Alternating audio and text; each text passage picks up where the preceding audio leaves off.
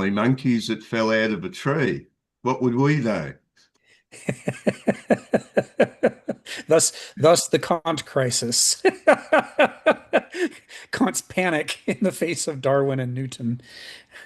Where is moral man to be found if it's all just a great mechanism?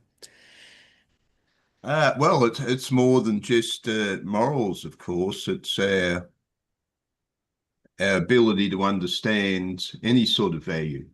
Yes, exactly. What are the values? They don't have any confirmation in objective reality. Laws of gravity might have some confirmation in objective reality, but the laws of morality or any other value. Certainly we have to date signally failed to derive any kind of laws of morality from objective reality. Laws of morality could potentially be derived from reality, but that's not an exercise we've really bothered to do. Well, there are certain links. I mean, Adam wouldn't try to cover something with a fig leaf unless it existed. That's right. That's right. Whether he Yes. should cover it or not is entirely up to speculation. Yes. Yes. Perhaps when frying bacon, uh, or grinding steel on a mill wheel. Welding. There's times when one should definitely cover up. Uh, Also, hello to David as usual. Thank you again, David, for organizing all of these. We all appreciate you.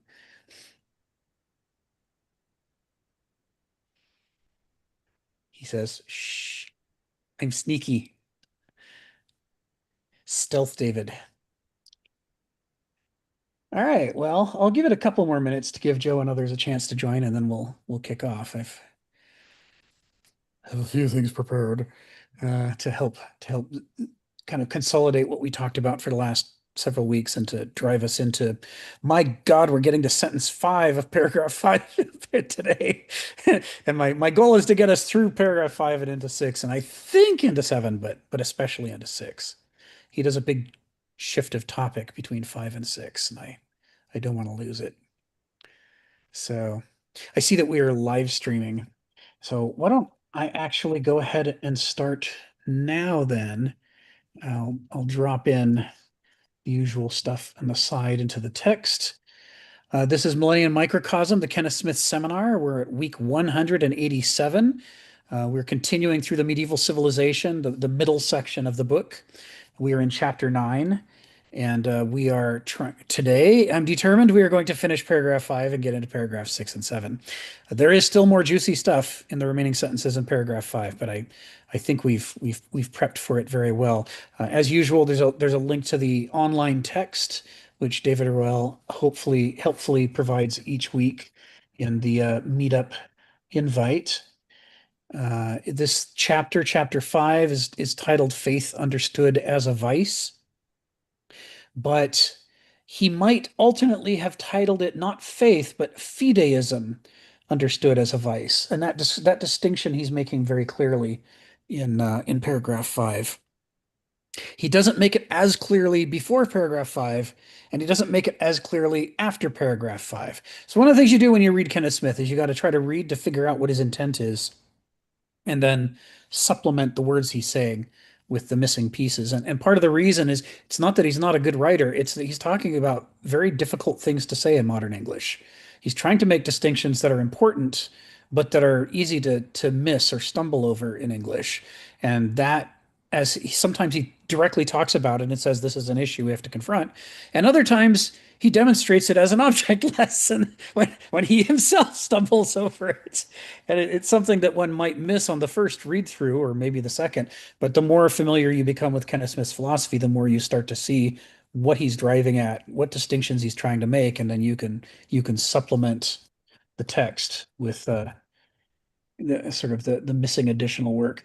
We'll I'm going to throw in a few summaries here for those just joining us on on the live chat or watching later on in YouTube.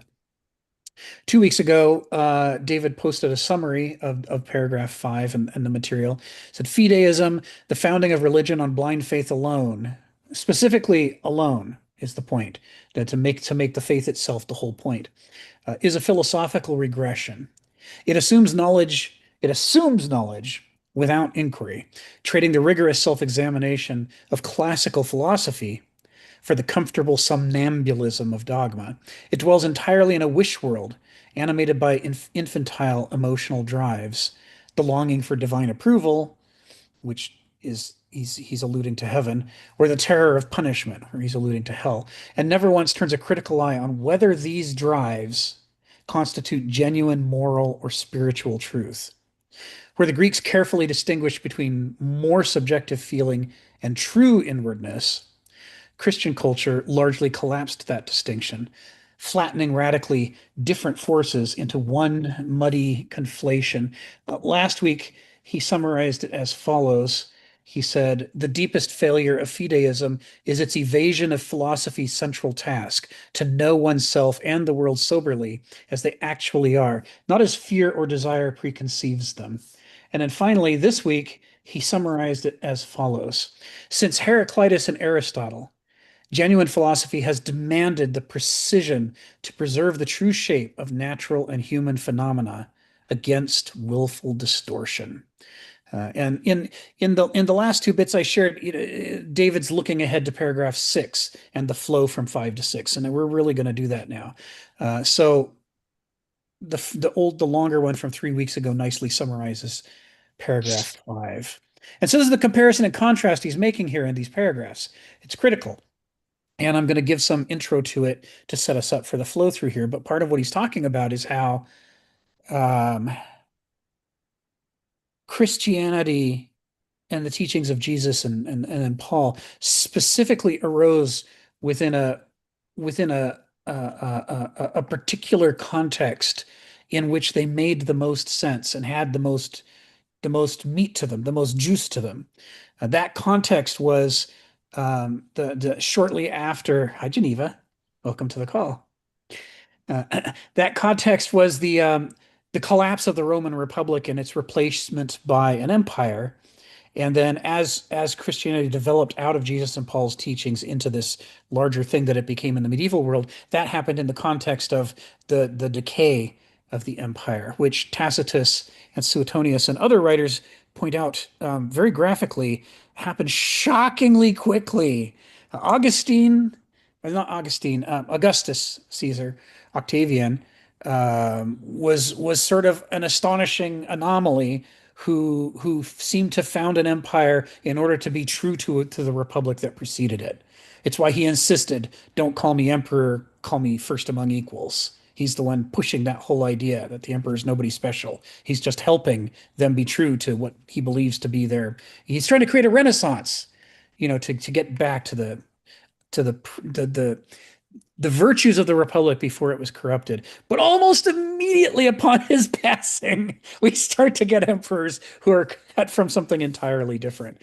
And it is in that decay that Suetonius and Tacitus so enthusiastically documented the vices of human nature that Christianity transforms from Jesus's original teachings into what it becomes, eventually strong. I wouldn't say that about Tiberius. He did take his role seriously. He did, but he was unloved. People loved Augustus, but they did not love Tiberius. And so Tiberius was in the position that many people find themselves in, where they have competence but no charisma. They can get things done, but nobody loves them for it. And Tacitus is he's crystal clear about this. He basically refers to Tiberius as a cold fish. So even when he does the right thing, you sort of resent him for it. If you were Roman at the time. So cruel, I think, was another word to use, but maybe he had to be at that point. Anyway, the point is, at least after the first two, it goes downhill relatively quickly. Nero's nobody's favorite. And Caligula, woo! We're off to the races. Well, we have to be a bit careful that some things have probably been, how we say, spectacularized in fiction. Suetonius, in particular, loved to turn everything up to 11. Interestingly, he even admits he's doing it. He's like, it's so much juicier if I say it this way. So, yes, I agree. It has to be augmented, but Caligula was a problem. He became a major problem. Oh, this is great achievements. Didn't he build that bridge between the two points of a bay down near Naples Oh, somewhere to drive yeah. his chariot Oh, across the yes. ocean? So important. Admirable, admirable.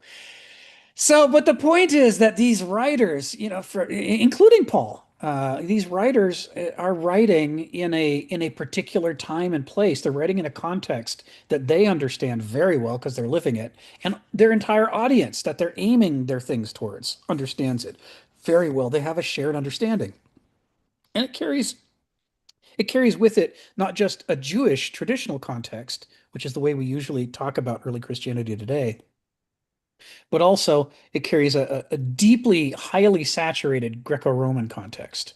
The philosophical categories of ancient Greece are alive and well in the culture of Christianity and everybody around them, and among the Jews. Many of the Jews could speak Greek and not Hebrew, which is something, again, most people today don't know about the time of Jesus. It's a deeply Hellenized world. And so the result is moderns who are not Hellenized at all, who are 2,000 years away from being Hellenized, uh, we it is hard for us to understand what Christianity meant. I don't mean that it can't mean something to us. We can, of course, always project our own meaning on anything. It's almost the human superpower to be able to do that.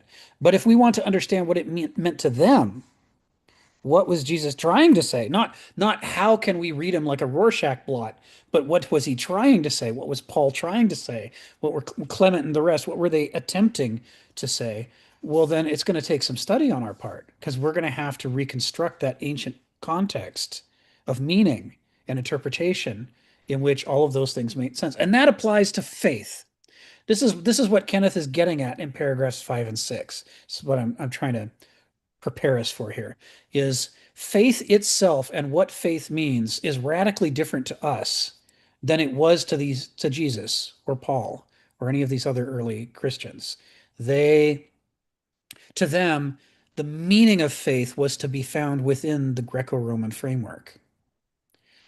Over the next 500 years, with the rise of the medieval worldview, all of these terms like faith were going to end up being redefined. And when that redefinition was complete, we had left the ancient world and had entered the medieval world. And it is from the medieval world that we get our concepts of faith. But that 6th century or 5th century Christian whose concept of faith is closer to ours is basically an alien kind of person from Jesus, because Jesus was somebody who existed in the ancient world with the ancient value system, not the medieval world with the medieval value system. This is part of what's fascinating about this transformation. So let's talk a little bit about this. Just a quick reminder for those of you, oh, and for those, let's see, for those of you who just joined, I also should repost the link, right, to the text. So let me drop it in again here. There you go, Geneva and Ginny and Joe. There's the link. And from a few weeks back, we'll eventually get back to this, but another piece of context for those following along at home is much of chapter 5 is deeply informed by Soren Kierkegaard's Attack on Christendom, which is the work by Kierkegaard that nobody ever reads. They all read either or or any of his other famous works. But Attack on Christendom, the last work he did, they treat as an anomaly, even though in the opening introduction to Attack on Christendom, Kierkegaard says it is not an anomaly. This is what my entire philosophical career was aiming at. And furthermore, I knew it from before I wrote my very first thing. Before I published my first book, I knew the reason I was writing it was that someday I was going to write Attack on Christendom. This is the culmination of his entire arc. And subsequently, we all just say, "Oh, he didn't mean that. He didn't say that. It's not important. It's irrelevant." This is where Kierkegaard is drawing most of the distinctions that Kenneth Smith is amplifying in this section on the medieval worldview. And Kierkegaard, it's important partly because Kierkegaard is making the distinction that Kenneth is making. He's distinguishing Jesus from Christians. He's distinguishing spirituality and faith as a component of religion from typical organized social, political, economic religion and its habits that it sags into, its conventionalities. He's distinguishing faith from fideism, right? Faith was not a bad word to Kierkegaard. It meant something incredibly important to him. Leap of faith is fundamental to Kierkegaard's conception of philosophy. He sees a living thing there, and so does Kenneth, although you can't always tell in this chapter. But Kenneth does see an important living thing in faith. But fideism he sees as a curse, and so does Kierkegaard.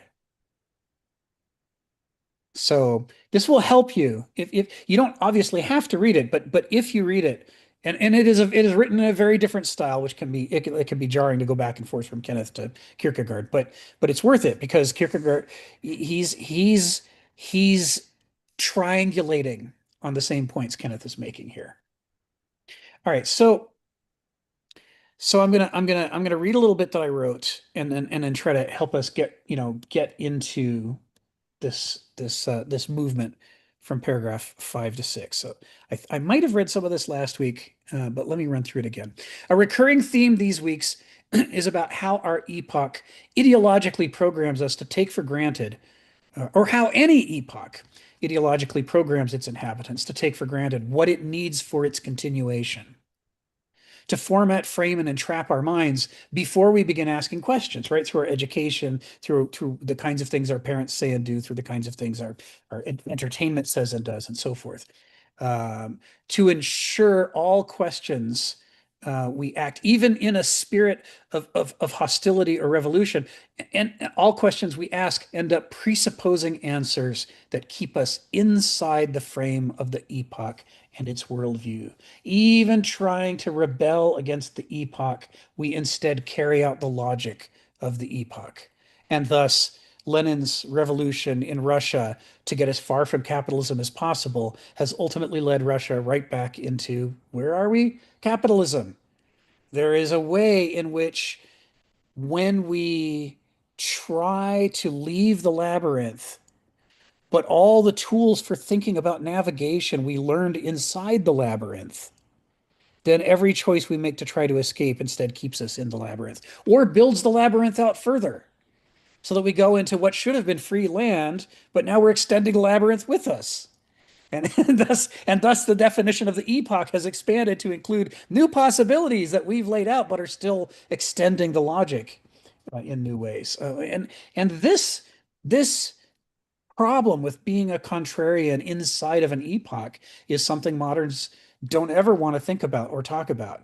We want to think that my intention is enough. My intention to rebel should be enough to get me out of this. We really miss the lesson of Daedalus and Icarus trapped in a labyrinth, unable to get out. Even the man who built the labyrinth can't get out of it until he thinks in a new dimension that the labyrinth doesn't encompass. He goes up with the wings because the labyrinth is a flatland, right?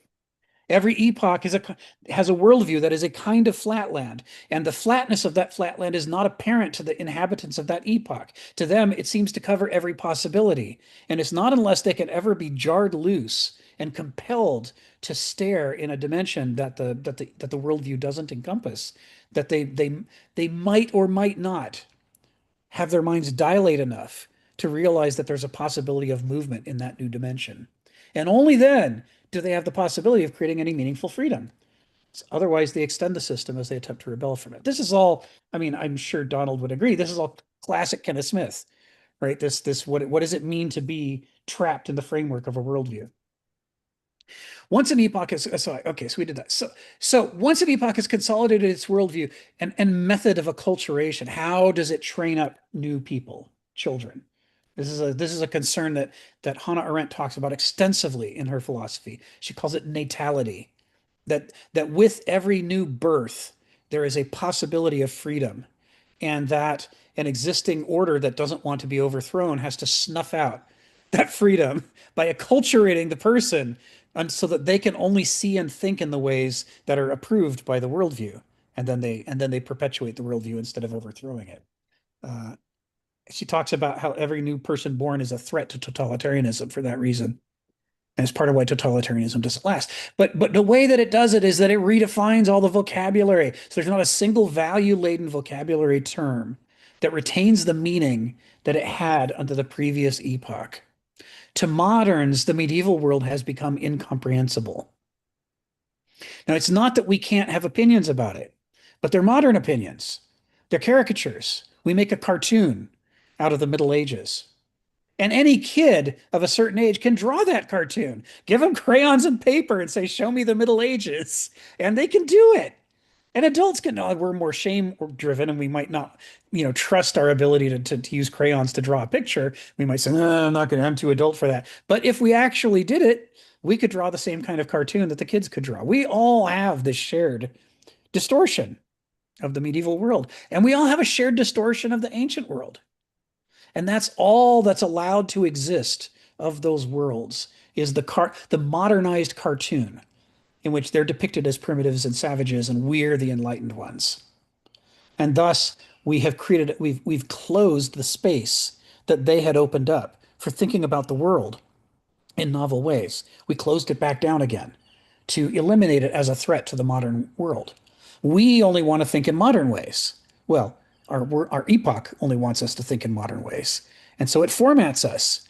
It closes off the possibility of thinking those other thoughts, replaces them with cartoons, and then opens up its own, for example, in modernity, its own intellectual, system-oriented, logical, mathematical, judicial, economic frame of reference. Everything is important in numbers. We count votes. We count dollars. And then everything has to tidily line up in a spreadsheet. We have logical syllogisms. Laws, behavior is derived from laws. And once we make a perfectly infinite set of laws, then all crime will be erased and all human beings will walk in lockstep, unable to do anything that hasn't been prescribed for them by the legal system. This kind of, nobody says this out loud, but this kind of deep assumption runs in a current through all of our minds. And it's reinforced. Law and order versus chaos. Who would want chaos? Of course, we want law and order. Rational versus irrational. Who wants to be irrational? Oh, all the bad things. Modernity teaches us all the bad things come from irrationality. If we're just rational enough, if we have computers and we stamp little numbers on everybody's arms and then send them off in trains to their destinations, then we'll have a utopia, thought the Germans. It's a modern thing to think. So all of this redefinition of the vocabulary terms, it's been incrementally, convergently, systematically, completely redefined according to the new epoch's worldview. And this includes transforming and reorganizing the relationships among these words and concepts, preformatting certain trains of thought as persuasive and other thoughts as seemingly nonsensical. So to the Greeks, chaos is not the opposite of law and order.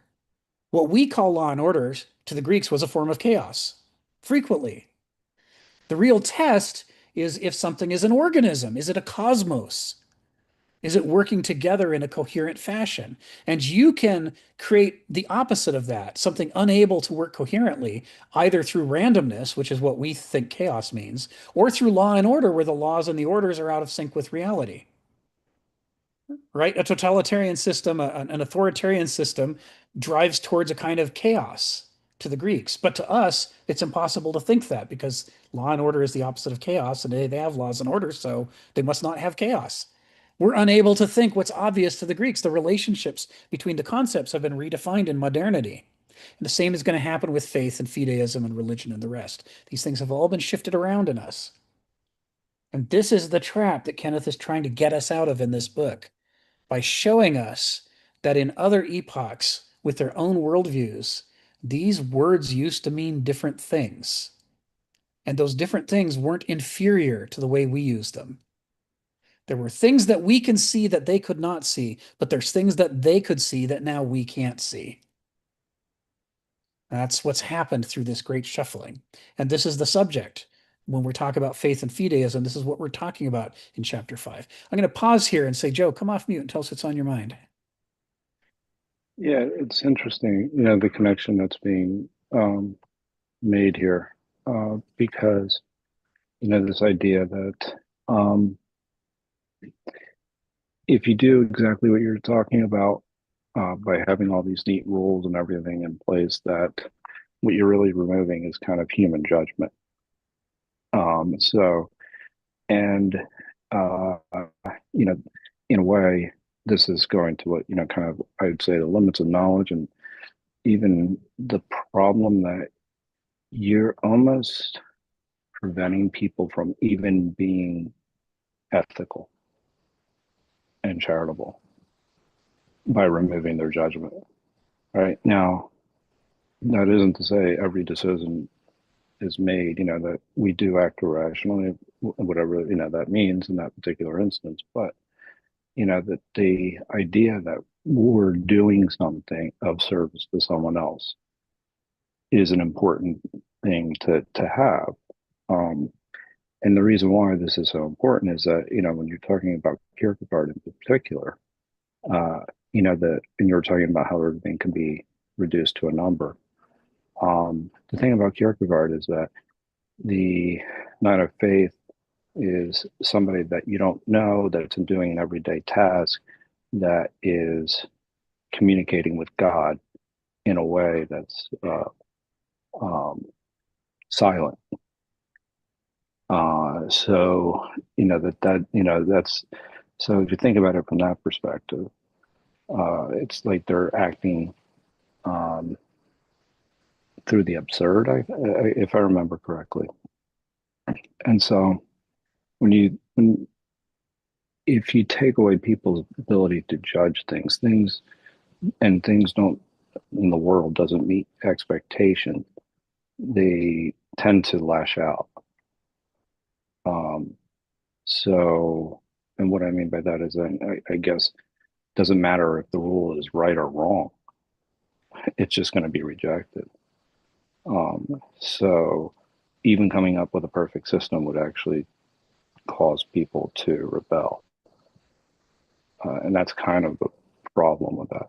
Not to mention that you can't come up with it anyway. But aside from that, anyway, I tried to capture that in a way that's kind of relating back to what the Night of Faith is supposed to be about. Yes. Thank you for that, Joe. This is something that Arendt talks about um, extensively. And one of the internet memes that's floating around actually gets one of her core points about totalitarianism. Everybody assumes totalitarianism and fascism are the same thing. And Stephen is correct that they're not. and and because she points out the ways in which Stalinist Soviet Union was also totalitarian and had a lot in common with Hitler that nobody wants to talk about. It doesn't fit into our stereotypical left-right categories, but it's true anyway, that they have an enormous similarity to each other in the ways that they functioned. And one of the things is that if we assume that totalitarianism is communism, or if we assume that totalitarianism is fascism, then we're going to assume that they're motivated by strong beliefs, by ideologies, by judgments. And this meme that's going around the internet, which is correct, although out of context, Hannah Arendt says we deeply misunderstand that. That's not actually the truth. What totalitarianism does is not try to instill judgments in people, but to destroy their capacity to make any judgments. And this is Right. what you were saying, that it is the reduction, she says, of individuals and classes into masses. And the thing about a mass is it's a stampede. You can shove it this way, you can shove it that way, you can animate it wherever you need to animate it because it has no clear direction of its own. It's not even a herd anymore. A herd, at least, I've been watching David Attenborough's Planet Earth series, and man, they're good. Anybody who hasn't seen these, you got to watch them. Watching the herd turn on a predator is amazing. They're people who fancy themselves predators always imagine that the herd is just a brainless mass. But you watch a wolf coming at a herd, and all the herd turns and puts their pointy things aiming directly at the predator, and the predator holds up and goes, "Whoa, okay, this is never going to work." And you realize a herd has a coherency as an organism, but that's because it has the capacity to make judgments, to have values. It can value the young bison and and want to defend them at any cost against the wolf. But a mass, according to Arendt, lacks that. That capacity has been destroyed in the mass, and the mass is now helpless without something to animate the mass, a wind to blow into it and give it a direction. And they're created that way for that precise reason, so that they, if they had values or judgments of their own, if they had any principles, if they insisted on following the law, any of that stuff, then they would become an obstacle to the day-to-day whims of the tyrant. And so by destroying the capacity to form judgments, they're made the perfect non-obstacle. They don't believe in anything. They can't believe in anything. And so therefore you can push them any direction you want to from one moment to the next, and they won't mind. They can't mind things anymore. So what you're talking about, she talks about in there, and she points out, and this is one of the things that makes everybody uncomfortable, that instead of being an aberration, oh, those crazy totalitarians, she's like, no, this comes right out of the core of modernity. This the she in earlier sections of the book, she talks about how modernity, in its attempt to create this perfect clockwork mechanism world, is contributing to the destruction of the ability to form judgments, their ability to take responsibility and be individuals. And in doing that, it sets itself up for outbreaks of totalitarianism. It is dangerous when people cannot form judgments and cannot question anything either. and cannot question anything. It's And dangerous. so, you're taking people's ability to, and then as if we understand all context too. I Yeah, mean, that's this is insane, right? yeah, At a certain point. So that's right. it's literally like there's this idea of even like a sage that would know the right decision because they have all the information of everything that's always happened in every particular instance at that moment in time. So therefore they can make the right decision. Yeah, Do we really think that exists? right, right. And I mean, It's a craze to it. A is craze. this the digital world? I mean, it's like Yes. this is crazy. I mean, I don't mean to be. I don't mean. It's because I don't know. I, anyway, I don't think anybody's intending to be. Um, but yeah, the modern world does make. I think it just flat out infers far too much. Yes. Yes. Yeah, and she talks, with natality and with these issues of the destruction of the capacity for judgment. She talks a lot about, we remember it was a few months ago, we were talking about the Peloponnesian War and Sophocles, and how he says that history is neither just determined by great men, nor is it just determined by great forces and circumstances. Both of those are caricatures of reality. The truth is that there's a dialectic palintropy between agency and contingency. Joe, your Right. issue that you brought up for us and gave us words for, what he calls gnome antuche, says this is what makes history go, and it's what makes being a historian so difficult. You can't just fall back on one or the other. It's difficult to predict from moment to moment how the capacity to form judgments and act in the world of an individual is going to intersect with the Hmm. circumstances. And the problem is that the fantasy of a perfect system of laws that compels all people, no matter what their character, to obey and create a utopia, mechanical utopia, is assuming that contingency needs to win out. The circumstances of the legal system need to win out, and that individual agency needs to be completely snuffed out, and because they have to obey. Hmm. Obedience to the law is the sum total of what's expected of the civilian. And the result of that is, as Arendt points out, well, she doesn't fully point this out. She flirts with this area, but it's dangerously close to what she does point out, which is that's exactly what totalitarian movements do. They destroy your capacity to have any agency. Uh, and And you so, have no character. yeah, because you have no character. Right. Yeah. Right. So these are really important issues. I mean, and they're issues Aristotle and Heraclitus would have had no difficulty with. They talk a lot about these things, but in modernity, we barely have the words to talk about these ideas. They're, True.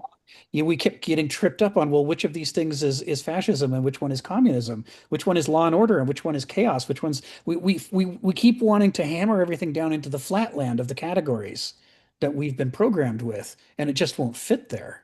The reality can't be represented without doing violence to it. And then we I end up, just, yeah. Oh, I interrupt. Sorry. no, it's fine, go ahead. No, I just think it's such a good point too that we reduce it to a system, Yes. right? And Yeah. then it's all of a sudden it's the system, and it's like, no, it's the ethics in the system. Yeah. I mean, it's a little bit more than that. It's So like a anyway, hammer can be incredibly important to your survival, but there's no salvation to be found in a hammer. And that's how we should treat every system. It's like, yeah, and especially thinking about the man with the hammer problem when we think about a system. The man with the system, everything's going to look like something that the system is designed to process, even if the system is wholly inadequate to process that kind of thing. It has no business being there. Still, we're the man with the system, so we're going to make it work. We just pound that square peg into that round hole. And by God, our toddler self is going to impose his will upon these toys, right? Stephen, come off mute and tell us what's on your mind. The question of the system, the violence inherent in the system, as the medieval peasant was saying. But at a point, people start using the word system, though. This is a product of the mechanistic outlook that was growing at the time of Newton. Go back to the courts of Elizabeth I, and they're all poets. Anybody of any accounts is a poet. They're full of romantic ideas. And then we get to the late 17th century, and these systems of physics are promoting a general outlook of mechanistics. So much so that Goethe creates a romantic revival after about 50 or 70 years of this mechanistic the tendency to categorize everything. Now we have to be wary with categories because categories, a lot of our categories are a bit like a cantilever. They're built on other categories. And the big arc of books is going beyond the edge of the desk until it falls down. But a lot of people so intensely believe in idea categories. Can we be sure that they're real? Famously, of course, in we see it in the British Navy, and of course other navies in the 18th century, they create categories of ship. This is a 70-gun ship, and this is a 60-gun ship. Bang, we'll just draw this line. This is this class of ship, and that's that class of ship. What a absolute fantasy. Little boys sitting in their rooms drawing things on paper. Today they call it science. Actually, but what I was going to wonder about, the point I did make, this is something which is up for debate, is the fascists were actually socialists. People don't accept this. They don't even accept that Nazi Germany was socialist. It had grown out of the fascists. For starters, even the personnel, many people that had been members of the Communist Party later show up in the echelons of the SS. They went from supposedly one extreme to the other, but they weren't actually that different. They were different on certain accounts. Famously, Mussolini was a Marxist. Marx's great prediction was when the world war comes, when the capitalists finally, were getting ready to fight over the world, that the working men of the world should unite and overthrow them and usher in the utopia. That whole idea for Mussolini fell flat on its face, and he started to see there were mistakes in Marx's doctrine. Now, Mussolini still kept with Marx's doctrine, the sort of idealistic materialism or whatever Marx was engaged in. That was thoroughly Mussolini. Mussolini's fascist party were futurists. They weren't really designing to go back into the past. They were about the new technologies being exploited for the benefit of man. Now, Arant says something a bit interesting. She claims that what brought around the totalitarian states was actually a decline of nationalism. The newspapers viewed it as, the extremes of nationalism. But she was saying no. For example, she said the Nazis weren't nationalists, they were internationalists. The element that created the Holocaust was the decline of nationhood. So she's saying that nationalism is something which had perhaps existed strongly in the court of Louis XIV. Of course, Frederick the Great's Prussia was nationalistic. Everyone knew where their hairpieces were. But then in the late 19th century, something's causing the decline in the old style nationalism.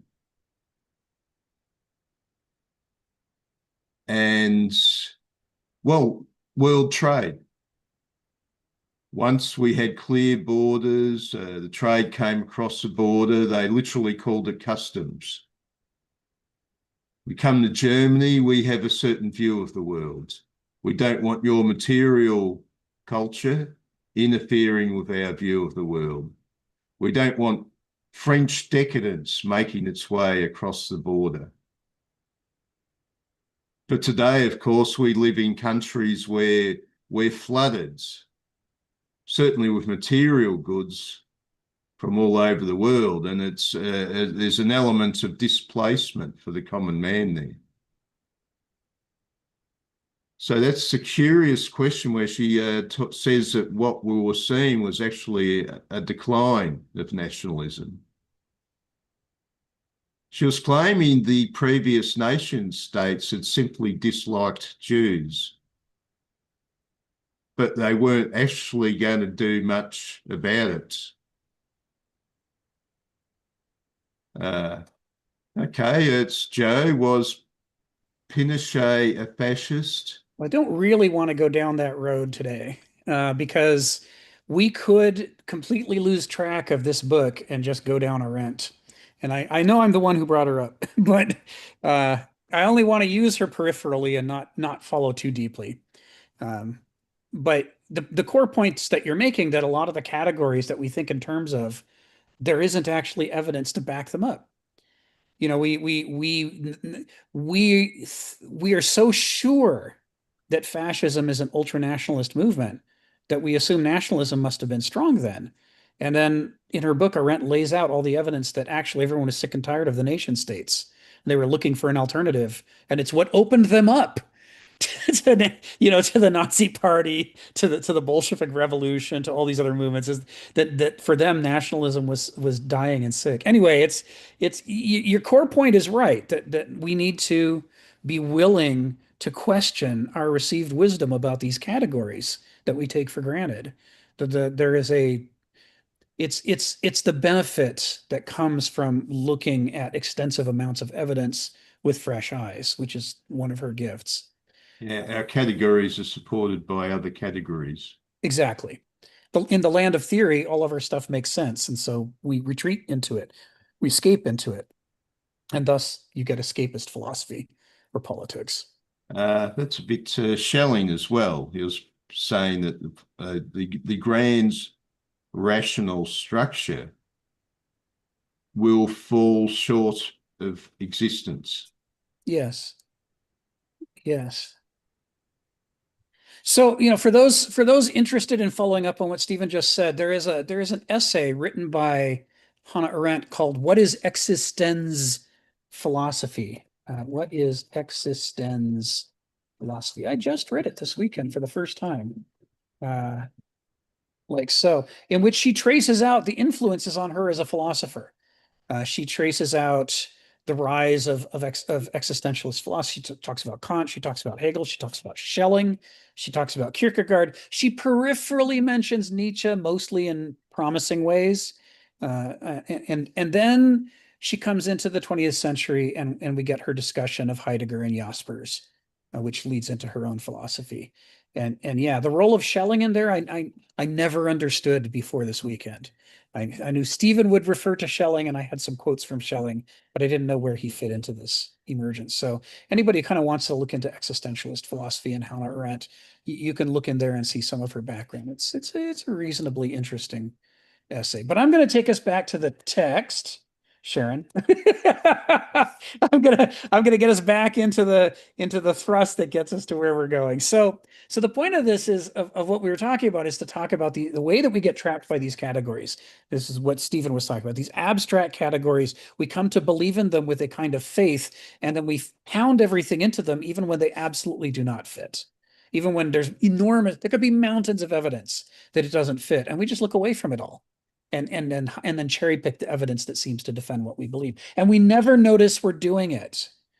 We're so good at it. It's like breathing, a semi-autonomous function that we can take over voluntarily, but whenever we don't take it over voluntarily, it just keeps going on without us.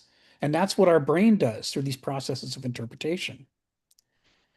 Sharon, you just came off mute. Did you want to add something? Yeah. Is that the escapist from last week? What you just said? Right. Yes. Right. This is the question you raised.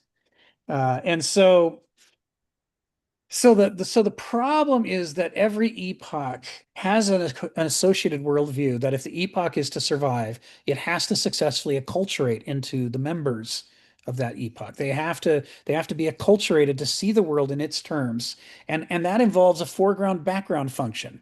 Some things will be interesting to us. They'll be visible. If we look at a scene, those things will pop up to us, like they have little rays coming down from the heavens on them, and a heavenly choir is singing, saying, "Here is a thing you should look at." And meanwhile, other things will seem to fade back into the shadows and disappear. And that function is how an epoch perpetuates itself through its worldview, because we don't ask the questions that would cause us to see the defects in the epoch and overthrow it, right? We can't think clearly in those directions. We can only think clearly and so the process of language is, the part of the way that we know this happens is that people will admit that they did it. So the church fathers, the early theologians of the first 3, 4, 5 centuries of Christianity, they flat out say that they are redefining all the words. They say they are. And they write essay after essay after essay. Augustine writes essay after essay. What is the meaning of God? What is the meaning of man? What is the meaning of nature? What is free will? What is determinism? They're literally before our eyes doing the thing that Kenneth is claiming they're doing. And the consequence of that, if you study linguistics, is that there are boundaries in linguistics. Classical Latin comes to an end and is replaced by medieval Latin. And there are a number of differences between classical and medieval Latin, as discussed by Renaissance scholars of Latin. But among the differences is that every juicy, value-laden term in classical Latin has now been redefined in a medieval context. So this isn't just a claim; they do it. And if you think through that, you realize they have to do it. Because, I mean, if you could think clearly from a classical context and somebody was trying to give you a medieval context, it would immediately jump out at you as weird. That's not how things work. That's not the nature of character. That's not the nature of freedom. Although you'd have cognitive dissonance, and that would cause you to conflict with the thing. The epoch can't survive until it gets to the point where people have been formatted to be compatible with it. And that means all the categories that stand in the way have to be swept away. They have to be redefined to reinforce it. What is man? What is God? What is nature? Hegel's triad, as Stephen says. All that stuff has to get redefined, and it does. And this is why we have modern English. Modern English is not up-to-date English. It is English that in the process of learning it will format your brain to be compatible with modernity. Modern French is French that will reformat a child's brain as they learn French until by the time they're fluent French speakers, they're also moderns. This is what all the languages have, these boundaries. And it's why they have them. It is to impose the worldview on us. So now the part that gets us into the text. A large part of this process involves de-discriminating the language and thus our store of concepts. Critically important distinctions that help to define the ancient world are now equated with each other to be the same thing. Faith is religion now, right? You can hardly talk to a modern, especially this is a point Stephen makes, especially an atheist has been formatted and doesn't understand the formatting that has happened to him because he's obsessed with the fact that he escaped the church. He thinks he's free. And he doesn't understand that he may have left God behind, but he took with him the entire conceptual framework of the religion. What does he think justice is? What does he think freedom is? What does he think character is? What does he think the soul is? What does he think spirit is? What does he think God is? All of these and many more categories, even if he rejects them, the thing that he's rejecting is the set of assumptions that were made in the old church that he left. And he thinks that by rejecting them, he now understands the nature of religion better than a religious person does. But in fact, he's not a universal atheist. He is a Southern Baptist atheist, or he's an Episcopalian atheist, right? Or he's a Muslim atheist. He's an atheist who is pushing back against that particular set of concepts that he grew up with, and yet is not able to get out of the context enough to replace them with, for example, a classical or ancient conception of the world. He doesn't know what that is.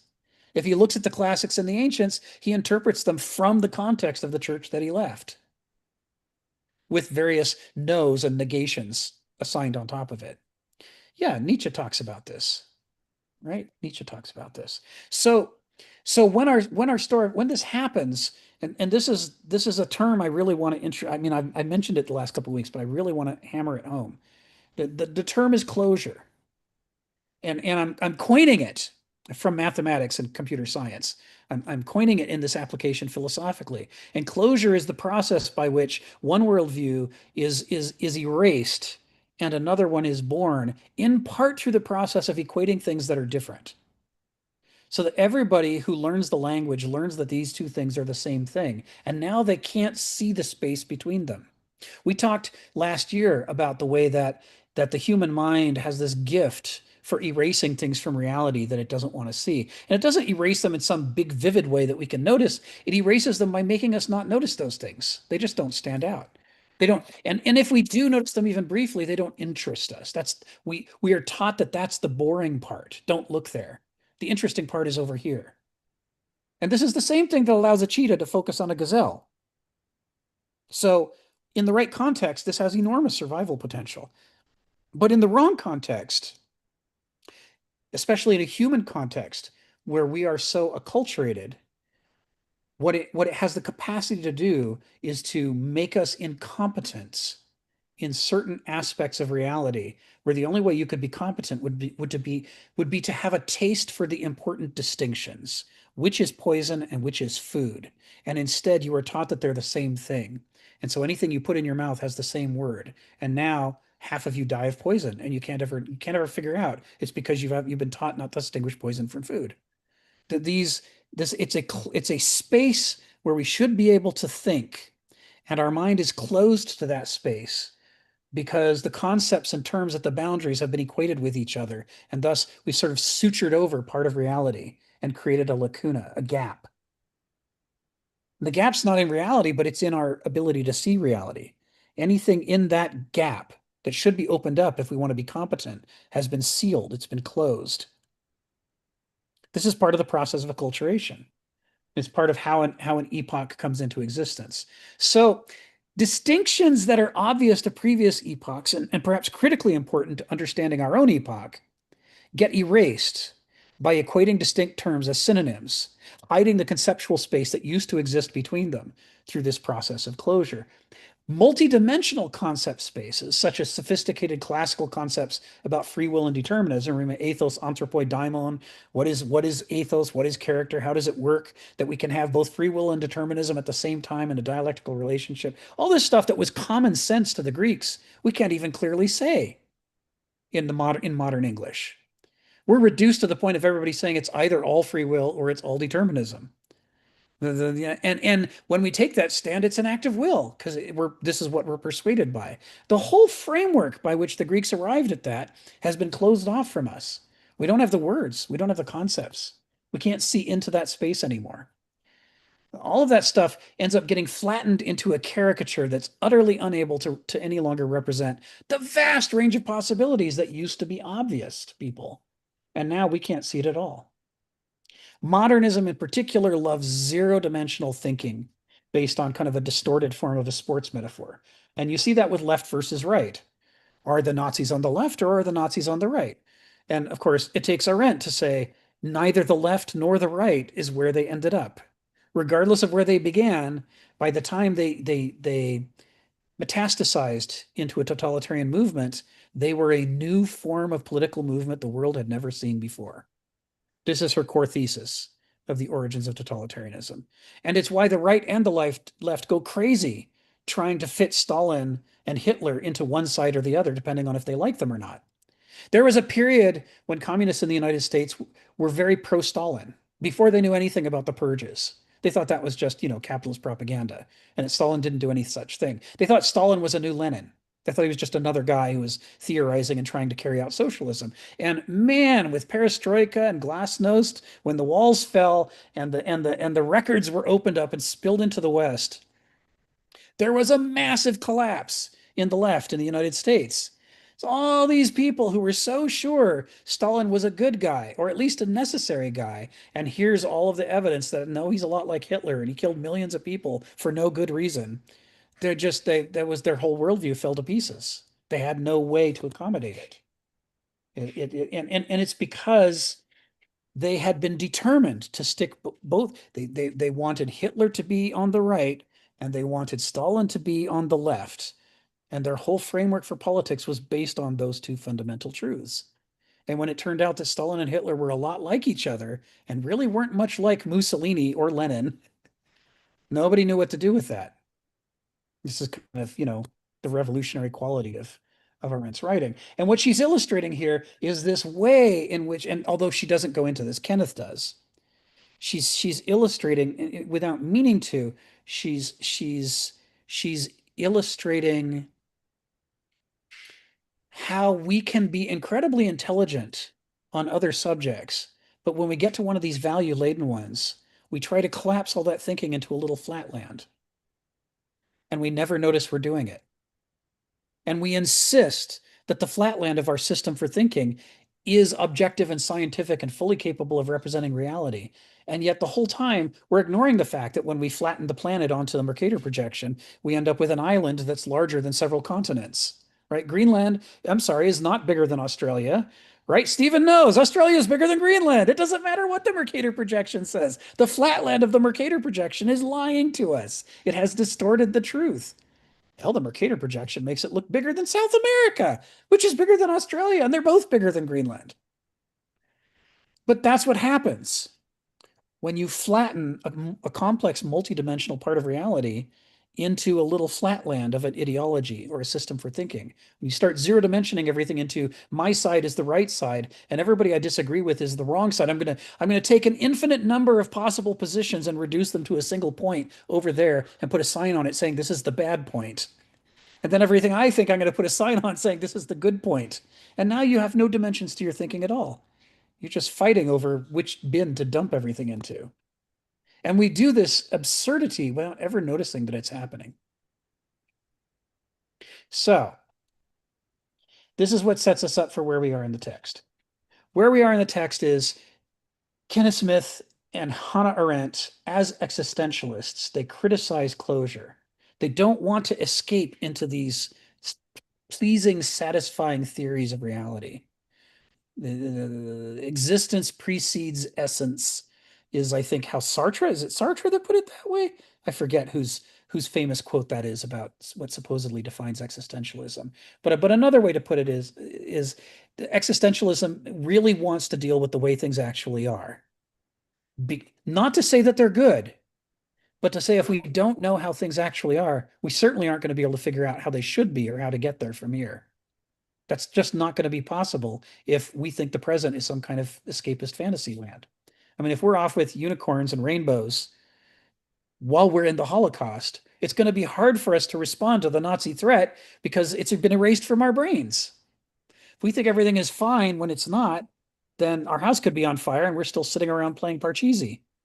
We got to know what's actually going on. And critical to that, as Arendt and Smith both point out, is breaking open instances in our own minds of closure. What does Kafka says? A book must be an ice axe applied to the frozen sea within us. We are locked and trapped and shackled into categories of thinking that make us rigid and stuck and not alive to what's actually happening around us. And as long as we remain stuck, we're incompetent to survive. A tiger comes along and we've defined it away as not a tiger. It's just a kitty cat. And then we can't figure out when it bites our arm off what happened. Got to know that a tiger is not a kitty cat. It may be a felid, but it is not your kitty and you should not pet it. We got to learn to make the distinctions that have to be made. Right? I mean, this is critically important. And existentialism is partly about doing that, breaking open false equations, learning to distinguish things that need to be distinguished, to expose the gaps in our worldview, to uncover our own acts of nescience so that we can see through the filters in our minds to the reality that underscores it. Sartre, thank you. Thank you, Stephen. So, this is where we left off. Arendt insists that we distinguish race thinking from racism. To people in 2026, this doesn't make any sense. All people thinking bad thoughts about race, or all systems that do bad things around race, it's all racist, all of it. It's the same thing. It's equated. And Arendt says that's dangerous. You can't do that. Race thinking is a problem. She's not saying it's good. It's a major problem. But there's a massive difference between race thinking and racism. Racism is when you try to make a government out of it. Is when you say, I think black people shouldn't have the vote. I think they should be 3/5 of a person, and their vote shouldn't even go to them. It should go to a slave owner who owns them. That's racism. That's not race thinking. That's making a government out of race thinking. Or South Africa with its apartheid. And she says, if you can't see how different it is between my neighbor's a jerk who thinks he knows who I am because of the color of my skin, on the one hand, and on the other hand, our entire civilization is going to organize itself with a government designed to oppress me. If these two things look identical, you're not going to be able to be strategically effective. I mean, what you do against a government that has been built out of into a structure of racism is radically different than what you do with some guy you're sitting next to on the bus who's a jerk. Right? The race thinker and the racist society have a relationship to each other, but it is not an equation. And in the difference between them is all the difference in the world. And if we can't make that distinction, we can't be strategically effective. And the same is true for, she says, authoritarianism versus totalitarianism. I'm just giving these as examples to set us up. And I'm underscoring this because Kenneth is really hitting the distinction between faith and religion and between faith and fideism. And so we need to see how important these distinctions are. The distinction between authoritarianism and totalitarianism, which we tend to equate with each other, and we also equate them with tyranny, and we also equate them with fascism, and we equate them with anything else we don't like, and we dump them all into the same spot and say, this is all the bad stuff, and all these words are synonyms, and I can just throw them around whenever I want. Where does that leave us? That leaves us unable to deal effectively with any of these threats. because they're all different things, but we want to treat them as the same thing. And so the strategies are completely different. She makes a distinction between the authoritarian and the tyrant. She says, here's the distinction. An authoritarian works through the law. He puts bad laws in place. And then using that legal system, he oppresses you with the police or possibly the military, but all according to the law. That means you can fight the authoritarian by changing the law. If you can put the votes together and you can change the law, you tie his hands because he thinks the law is important. He thinks he needs to act through the law. That's an authoritarian. She says, the definition of what an authoritarian is gives you your strategy for how to combat the authoritarian. She says he's not a tyrant. A tyrant is someone who says, fuck the law. I don't care about the law. The law doesn't matter. You cannot tie a tyrant's hands with the law. He'll just ignore it. He runs roughshod over it. And he's built himself a squad of goons who are also willing to ignore the law. So you try to take that guy to court, you invest all that time and energy in that, and it does no good at all. And then he just, sends his goons to rough you up or light your house on fire. The strategy for dealing with a tyrant is the opposite of the strategy for dealing with an authoritarian. And yet, if you go on the internet and you read people talking about modern politics, you will see them throw the words authoritarian and tyrant indistinguishably to describe the government of the United States at this time. They can't possibly be both things. They're opposites. It's easy to understand why we're having such a difficult time pushing back against whatever it is that's happening nationally when we can't even agree on what it is. Because we have closure. We have eliminated the distinctions between things. And now the toolkit of words and concepts we're trying to think with are too fumble-fingered. They're too clumsy. It's like instead of a rock or a knife or a hammer, we just have a rock. And if we want to hammer things, now we're picking up rocks and trying to hammer with them, which you can do to a certain point. But now if we need to cut our steak, we're picking up the same damn rock and we're just smushing the steak into a little flat mess. And we're saying, look at me, I'm a chef. I'm cutting this steak. We can't distinguish anymore cutting from hammering. They've become the same thought to us. So this is why Kenneth wants us to distinguish religion from faith from fideism. Even though in chapter 5, he goes back and forth a bit in his use of the language. That's just because he's struggling with the language just like the rest of us do. But you can see from plenty of the sentences in here that this is the distinction he wants to make. And in the paragraphs that are coming, he's then going to distinguish religion from spirit. Going back to a question Sharon had a few months ago. We're gonna have one of his insights about spirituality and spirit in a moment. So that's where we're heading. Ari, come off mute and tell us what's on your mind.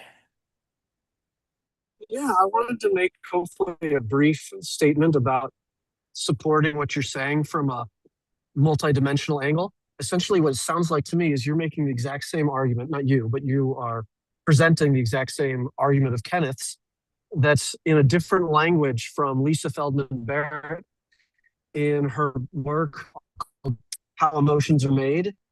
And she explicitly says emotional intelligence is the ability to, again, separate terms from each other. And essentially, the more rich your vocabulary is to map onto distinct realities that match emotions. Like, for instance, she talks about in Japan, they have so many different words for emotions. One of them, especially like sadness. There's like a type of sadness. There's a word specifically in Japanese for the type of sadness you get from getting a bad haircut, right? So that level of specificity tells you, like, if you say, oh, how you're feeling, and you tell your friend this word, you'd be like, oh, he's sad because he got a bad haircut, not because, he's something bad happened to his family, right? So that level of language differentiating, having more sophisticated language is the key, she says, to having emotional intelligence. One begets the other. And that because that we believe there's these sort of fingerprints of emotion, that's a false belief that doesn't really happen. That only happens because we have the same words that are then getting exported to different cultures. And once you import those words, you see the emotion states go up. But when they were like doing all these experiments and sort of research with more Aborigine type or less indoctrinated types of groups, they found that their emotional models they had didn't really work. And again, she was making the direct analysis between what language provides and what the mind can do. And what I feel like is that's the exact analysis here, that if we're going to call politics like big bad men doing things, then they're all going to look the same. But the moment we can start describing things with a little bit more distinction, distinction gives accuracy, accuracy gives boundaries for structure. Now you can start working through different pathways that will lead to different outcomes because you have different structures that are not almost trying to do too much work with one word describing everything. So for me, this is really a very strong level argument, because it sounds exactly like the way the brain works with language, according to this neuroscience framing. And again, to be careful not to sound a little too reductive, that this is just another model that it tries to be highly effective, but also fairly reductive. And it seems to be really, to me, the aha light bulb is that we start with completely different frameworks or maybe different contexts, and we come to a very similar principle, if not the exact same principle. And so for me, that's a very strong claim on that if we want humans to essentially do better with politics, we need to have a much more rich and essentially intelligent language that will do most of the work for us. Yes. That's it. Yeah. Yes. Thank you, Ari. And thanks for pointing me again to Lisa Feldman Barrett. I'm always interesting. Joe asks a follow-up, which we can address easily, which is, he says sophisticated language is important, but isn't over-categorization also a problem? Yeah, this is the lumpers and splitters problem, right? I mean, they can both be problems, but what you want is to have a rich collection of categories, but to also be able to group them and say, yeah, authoritarianism and tyranny and totalitarianism and fascism, maybe they're all bad things, but maybe we need a separate term for when we're referring to them collectively.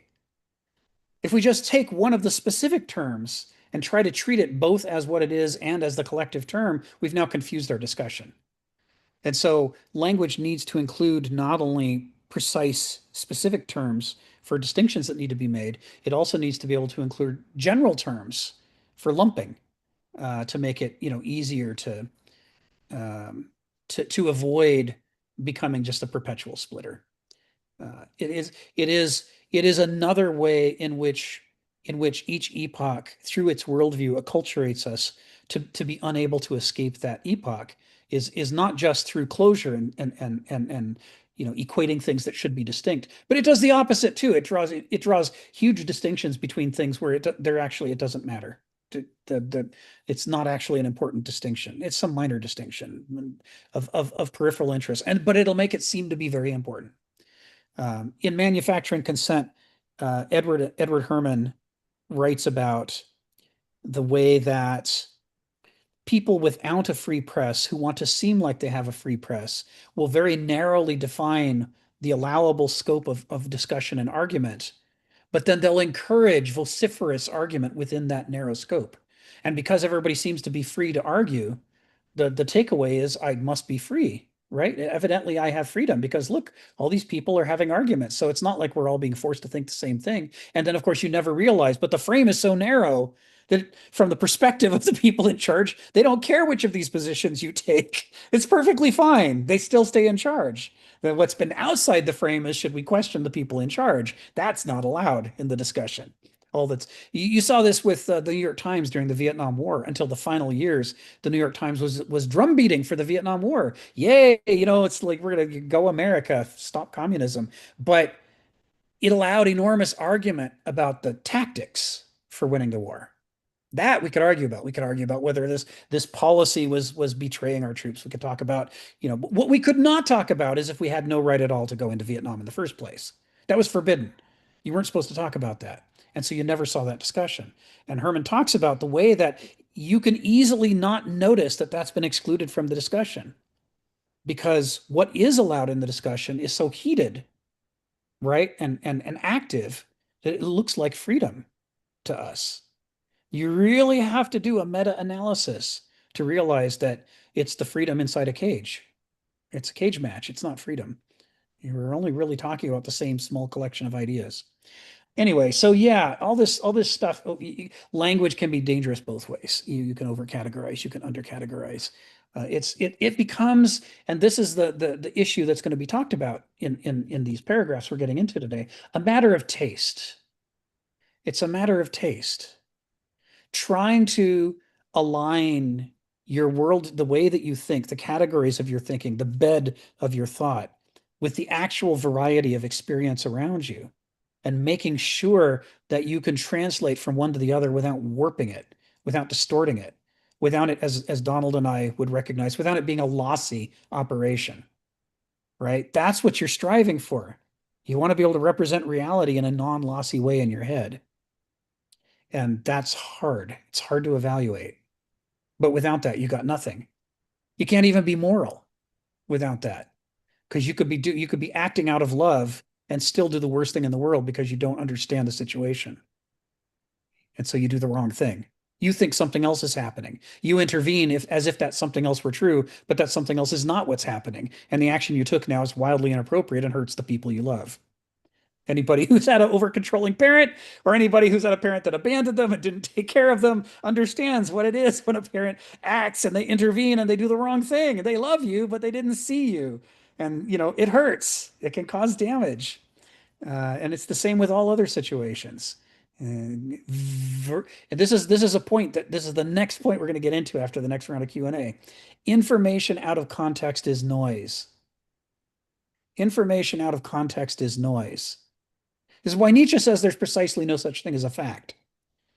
See, the same thing that can be a virtue in one context, it could be the virtue that saves us all in one context. That same thing can be the vice that kills us all in another context.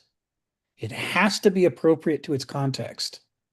You have to map your actions to the circumstances you're in and not just act like a sleepwalker, doing the wrong thing, doing what would have been the right thing if the dream you were having was reality, except, it's not. And so now, instead of pulling out a gun and shooting at the werewolves with a silver bullet, you've just shot your neighbor who's not a werewolf and didn't do anything wrong. So anyway, all right, come off mute. Tell us what's on your mind. Wait, didn't Joe? I thought Joe had his hands up for a while. Somebody did have his hand up. Was it Joe or Jason? You could just ask if somebody else is first. But I have a very quick point, but it's okay.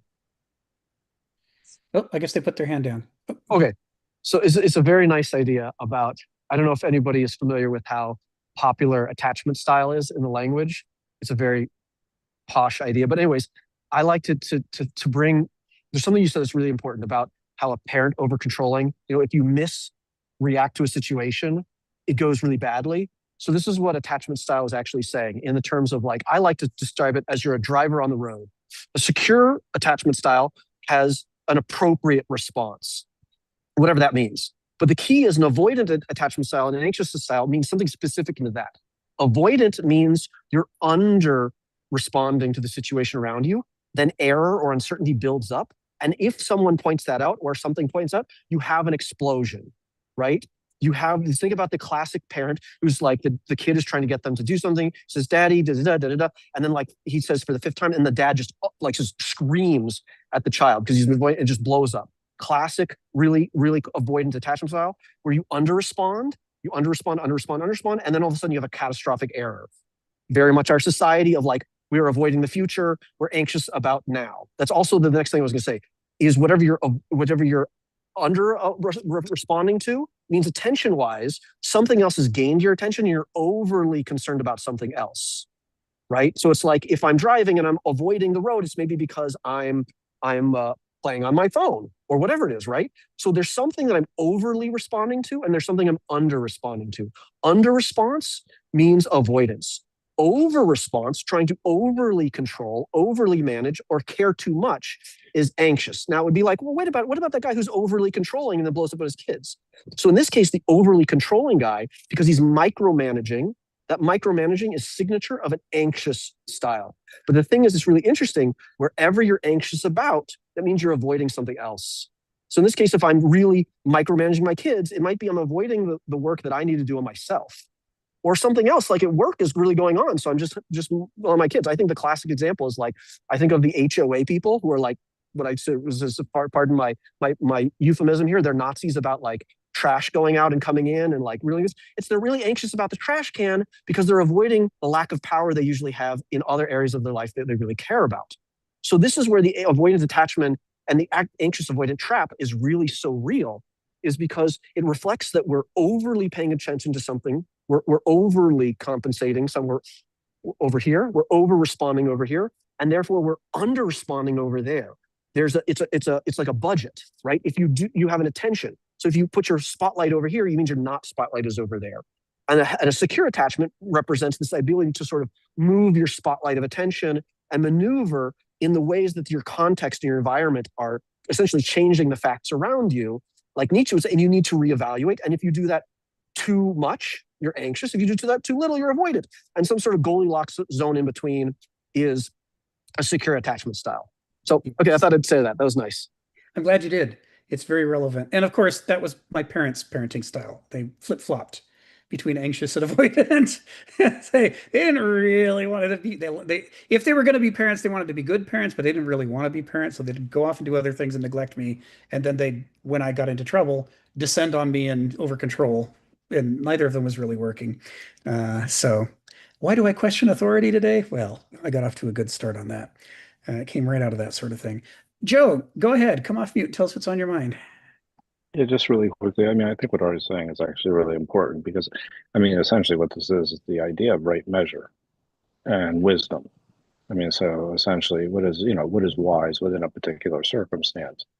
But I also think that this actually speaks to the idea that where we come to the limits of language too, because there's an element of subjectivity that exists.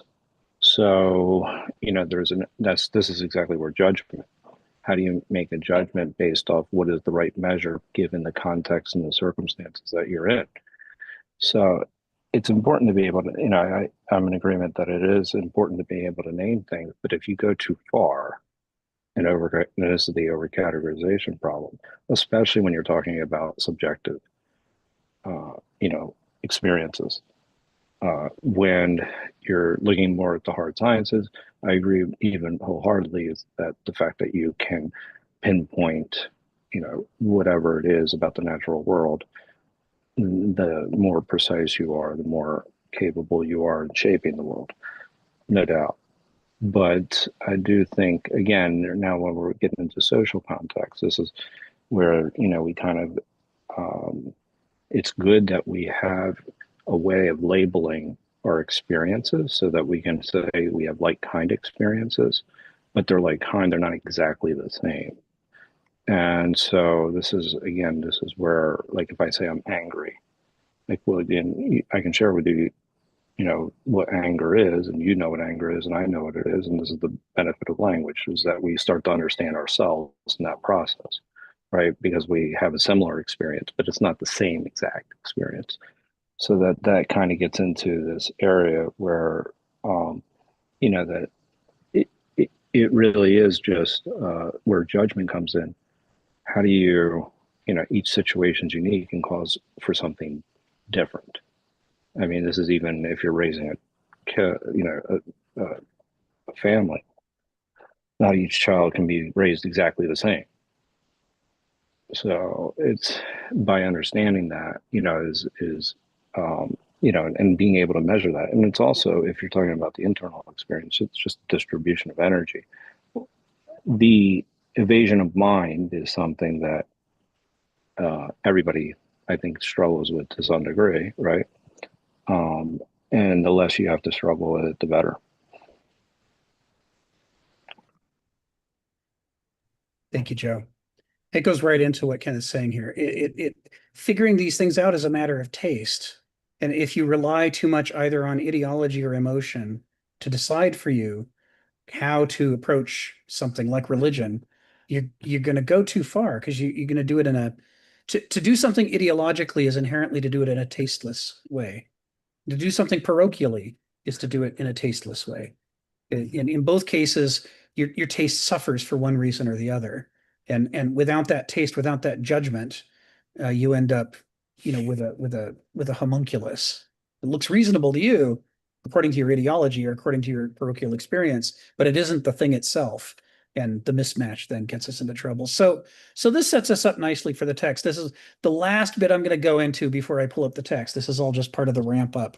Is this information out of context idea, which is kind of one of my pet mottos to myself. We talked about tragic inversion, which is a concept that's easy for the ancients to understand, but very hard for us to understand. Right. To us, good things are good things and bad things are bad things, and never the twain shall meet. And when we talk about the virtues, we talk about them like enthusiastic kid's Christmas wish list to Santa. I want a pony and a red wagon and a BB gun and a puppy, and all the good things can coexist without any problem in the wanting mind, the wish world mind. He alluded to the wish world earlier. But the problem is, virtues have a proper context in which they are virtues. And if you take them out of that context, they become vices. And that's something moderns don't really like to hear. If you are great at digging holes, there are a whole bunch of problems that need you desperately, for which digging a hole is exactly the right solution. But if the problem is that you're stuck in a deep hole, digging a hole is not the right solution. Your hole's going to get deeper. The more you dig, the deeper a hole you're in. This is the man with the hammer problem explained in another way. Your virtue out of the correct context becomes a vice, and it traps you. This concept of tragic inversion is a major function of the human condition. To the Greeks, it's obvious and it's everywhere. I mean, they're putting out new tragedies every year for their various competitions and competing for who can more profoundly explain the nature of tragedy in us. And this is something that Nietzsche writes about a lot, the relationship between philosophy and tragedy. Thus, he has the whole book named Philosophy in the Tragic Age of the Greeks. But it's hard for moderns to understand it. So we've talked a lot about what happens in the modern world when noesis gets out of control. When noesis, systematic thinking, logical thinking, rigorous thinking, abstract thinking, mathematical thinking, becomes the master of us all. And next thing we know, we're expected to be like little BB pellets moving through a pachinko machine, only according to the prescribed plans. This is noesis at its worst. But noesis at its best is like a superpower. Remembering. Hi, Jason. Yeah, I got two torties. God knows what we were thinking. If you're in the forest and you're trying to keep track of which mushrooms are edible and which ones will kill you, the ability to match patterns and to think about the past and plan for the future is a superpower.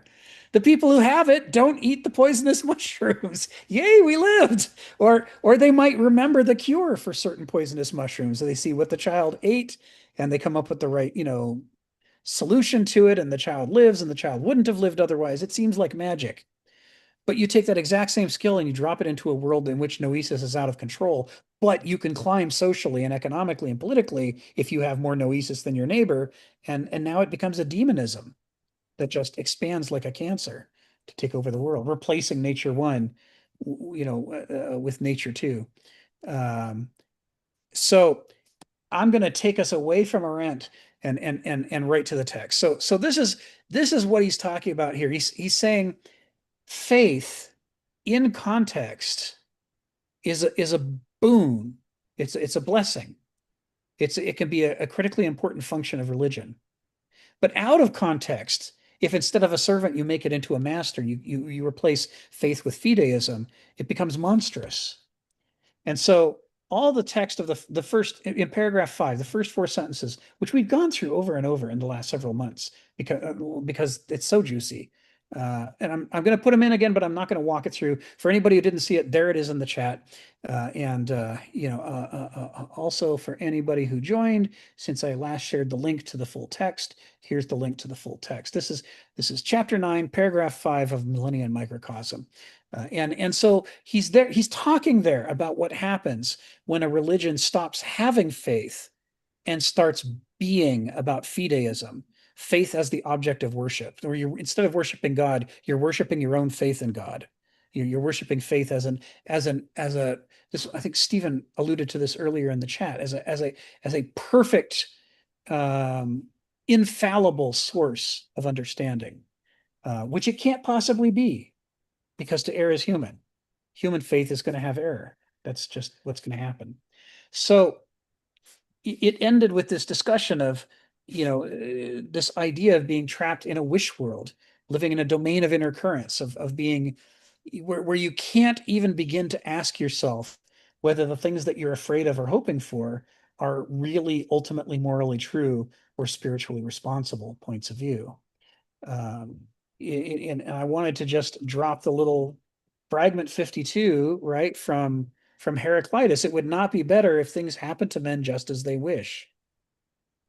We like to fantasize that our desires and fears, that our feelings unerringly point us towards survival and thriving. But we don't have sophrosune. The cheetah has sophrosune. It's good for the cheetah to unerringly follow its feelings. But Homo sapiens does not have sophrosune. We only have enthusiasms and intuitions. And those things do not come from thousands or millions of years of evolution. They came from our culture. The capacity to have them came from evolution, but the content comes from our culture. And our culture can be healthy or our culture can be sick. And if our culture is sick, then it gives us sick intuition and sick enthusiasms. And now we're excited about the wrong things. Heraclitus, 5,500 years ago, has already spotlighted this. He's like, we are just determined to try to make our desires and our wants like a god over us. And they should be a god over every other organism, but not a god over us. We are the one organism that can't get away with that. We have to be a lot more cautious. And this is why Plato says that Socrates said, the unexamined life is not worth living for a human being. We have to examine our desires and question them. It's the only way that we can distinguish healthy intuition from sick intuition, healthy enthusiasm from sick enthusiasm, and more specifically, relevant, well-context desires and virtues and ideas from out of context desires and virtues, which being out of context turns them into vices. It is the examined life, gnothe seauton, know thyself. All of this goes right to the core of the problem. And it's why faith makes a good servant, but a terrible master. If we were gods, our faith would always be well placed. And then fideism would not be a vice.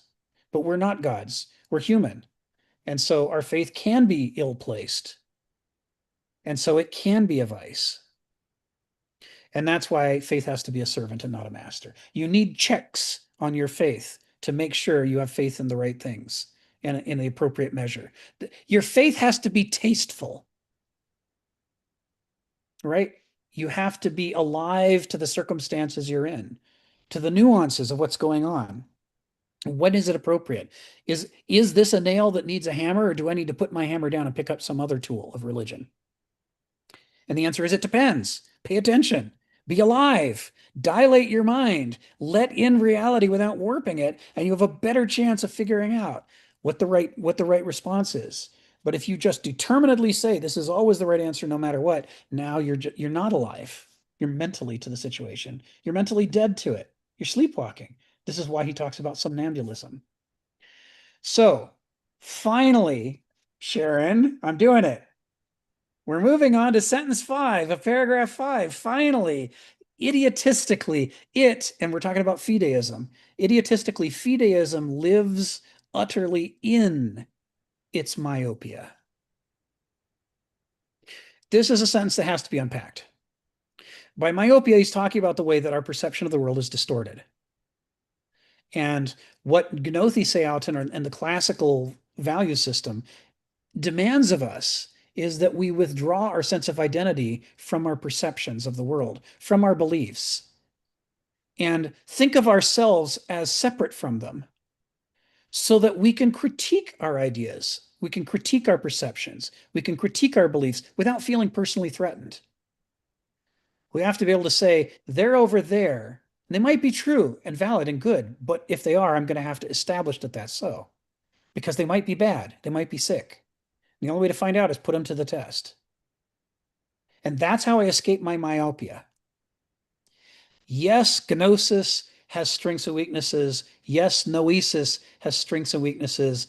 Yes, if I pit them against each other, I create the possibility for noesis to critique the weaknesses. The strengths of noesis can critique the weaknesses of gnosis. The strengths of gnosis can critique the weaknesses of noesis. This is an improvement, but even in that mode, I still have to stand back from it and not live inside the perception, so that I can critique the perception. It's the only chance I have to escape the trap of being ruled by the warps and distortions of my understanding of reality.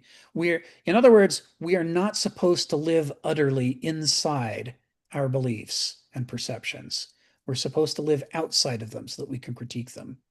And the problem with fideism is, by turning faith into a god, it says, thou shalt not question what thou believest. Thou must believest all the way. And the only person who could get away with doing that would be a god, because the god can't make a mistake. But we're mortals, so we err, which means our faith can be misplaced, which means if we are informed that it is always wrong to question it, then when we are wrong, which will happen sometimes, we are going to be wrong all the way. And that's too dangerous. Okay, Donald, tell us what's on your mind. Oh, I was going to say that contrasting this with the classical, the eristic, I take it there's something like an eristic Christian, one who's really thought about God and faith and man and the infinite values and whatnot. But going back a little to ancient, or classical ideas of eristic personalities. There's nothing that says, I've not seen anyone, Aristotle, Plato, Heraclitus, that says, oh, they all come to the same conclusion every time. They all agree. All these aristocrats or eristic personalities, they all agree with each other. You only need one of them. There's no point. You're not better off for having lots of them in your society because they'll all just agree. No, I think they don't all agree. In fact, I think they provide the examination for each other that is necessary to be an eristic personality. It's not something easily done in isolation, or it's more easily done if there are others around. And the other thing, Kenneth he wouldn't begin a sentence idiotistically if he wasn't thinking about idiototes,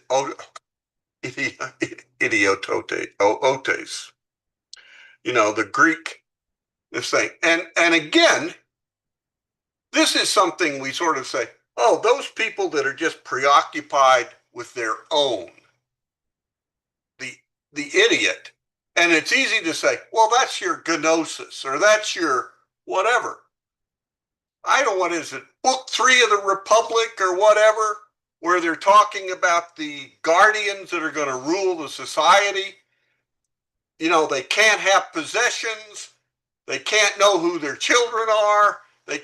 These are all anti-idiot things. How do we de-idiotize eristic personalities? People where we don't even, where moderns, I'd say, we don't even suspect that these people need this kind of treatment.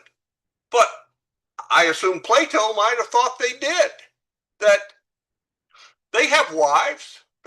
An eristic personality, they have wives, they have children, they have their own house, their own property.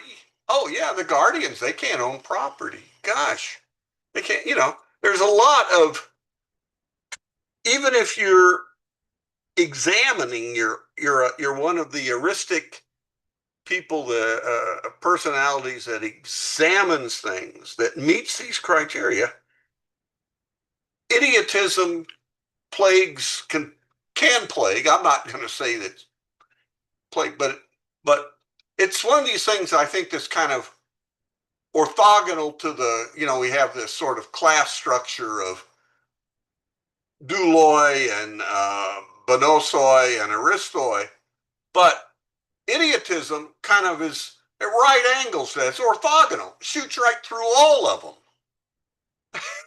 and we remember that. And given their experience, their examining, whatever, I don't see why I don't know. I don't find in the ancients that everybody said, well, you put two wise men together and to have a conversation is all they'll do is agree with each other. I've never seen that ever. So I think it's fully expected that they don't, but that they contribute greatly to the examination of each other, to the perfection of each other, which still might not include agreement. Well, that's enough. This is one of those sentences from Kenneth that sums up 2,500 years of history in 6 words or something. You shouldn't write them like that. Yes. Yes. It's one of those sentences that if we're not acquainted with Kenneth, we just think he's being negative. He's just being a, Debbie Downer. Oh God, he's just insulting people. He's calling them idiots. And, who is he to say they live utterly or that they're myopic? It sounds like he's just being, a meanie. But that's because we don't know what he means by these words. The learning to read Kenneth Smith involves learning what his keywords are. And, the whole idea of not perceiving reality accurately is one of his key concepts, all the way back to Heraclitus and before. It's a key concept. The problem of episteme. How do we know things? Of the things we think we know, what's actually so and what's not? This is a fundamental problem for Kenneth. He's not going to raise a word like myopia unless he's specifically invoking. He's not just saying everybody's got a defect in their eyes. If he evokes the eyes, then he is evoking Heraclitus's statement, eyes and ears make poor witnesses to men having barbarian souls. He says, unless your character has been cultivated to develop taste, to develop Vernunft, the heuristic perspective, then your eyes and ears don't do you any good. As a man is, so he sees. So if you're just a set of walking appetites, every time you look at the world, all you see is things you do or don't want to feed yourself. Right? And the same is true if you're just a walking set of ideologies and theories.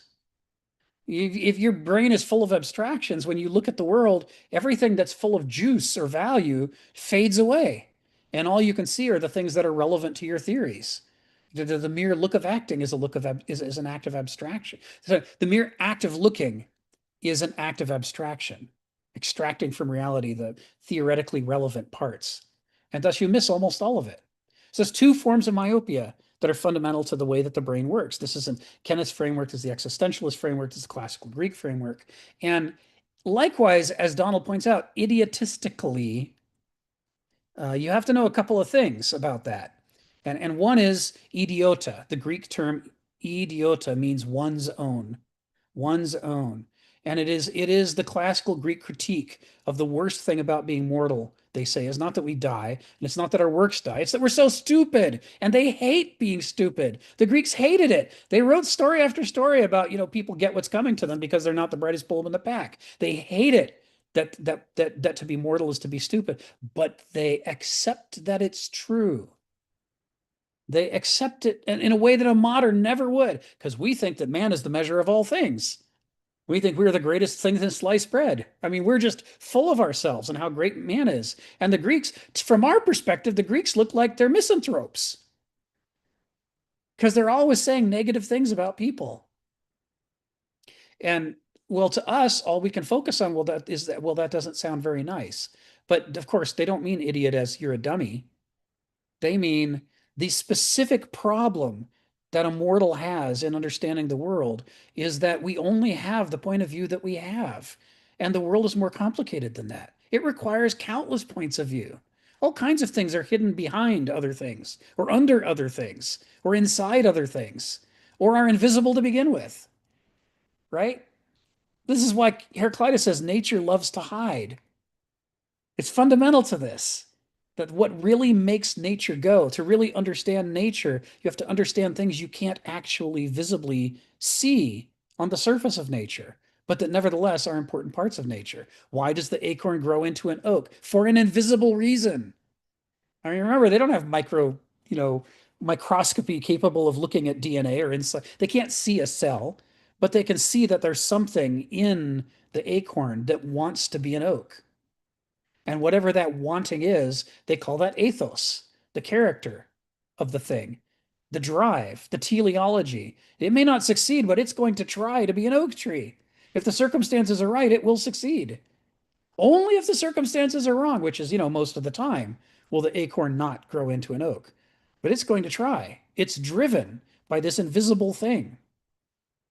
And the fact that we can't see that thing makes us stupid. Because the drive of the acorn to become an oak is important all over the damn planet. And everywhere that it's happening, it's invisible to us. I mean, if we ever want there to be oaks, it'd be nice if we understood the relationship between an oak and an acorn. And we don't understand it. At least certainly back in the old days, we didn't understand it. And this is just a metaphor for all of the things in the cosmos, the archive, the sources of order that cause things to try to emerge the way that they try to emerge. All of that stuff is invisible to us. And that makes us idiots. Not because we're dummies, but because we are limited to the things we're able to perceive. Again, if you look at Planet Earth, the David Attenborough series, he's constantly showing you the things that the animals and plants can perceive that we cannot perceive. That they have a whole life that's invisible to us. The way that the shoals of squid signal to each other in the dark in the ocean is astonishing. The peacock mantis shrimp can see colors we can't see. It can see polarizations of light. Our eyes can't see any of that. Why can it see those things? Well, for its life, it's critically important that aspect of reality be visible to it. Visually, the peacock mantis shrimp, which is neither a peacock nor a mantis nor a shrimp. Why do people name things? We shouldn't name anything. Peacock mantis shrimp is less of an idiot visually than we are, because we only see a much narrower band of the electromagnetic spectrum than it sees. You can prove to your heart's content, if you are willing to accept the classical judgment on Homo sapiens, you can prove both at a superficial level and a deep level that it's true that we're idiots. We are. The smartest of us is an idiot. Now, that's not to say it's hopeless, right? Like for an alcoholic to say he's an alcoholic is not doom. It's the beginning of freedom. Once you know you have a problem, you can do something about it if you can admit it to yourself. But if you can't acknowledge that you've got a problem, then the problem rules you. It becomes your fate. Ethos anthropoi daimon, character is fate. If we know that we're idiots, we can do something about it. But if we don't know, or we're in denial about it, we can't do anything about it. Keep remembering what you're going to say, Stephen. I know it's going to be good, but I want to finish this thing on idiot. Why then doesn't he say idiotically? Kenneth is very careful with his words. Is he just showing off? Is he trying to pull out a fancy terminology to make you feel dumb and make himself feel smart? No, he never does that. He never does that. He uses the terminology he uses because he trained himself. He went through a whole multi-year period after he stopped being a professor, where he retrained his use of the English language to be as precise philosophically as he could. If he doesn't say idiotically, if he says idiotistically, it's because he's talking about something that's not direct idiocy. He's talking about idiotism. And idiotism is when, instead of acknowledging and taking responsibility for your own idiocy, you embrace it and make it your Lord and Master. Right?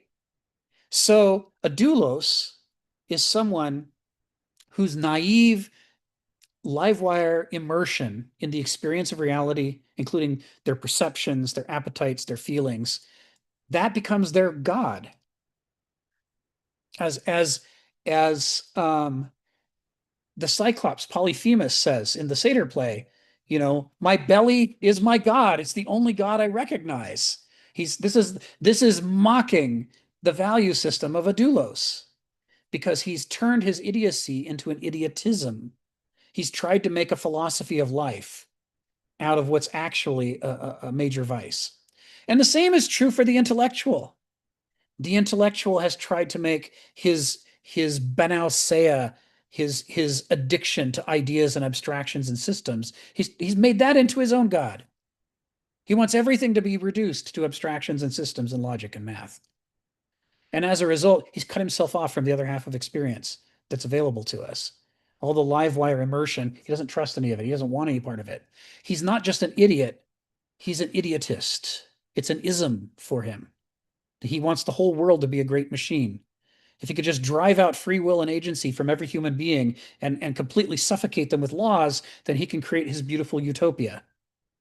Which of course anybody else would call a dystopia, but he's driven by his ideology to try to make it happen. He's an idiotist.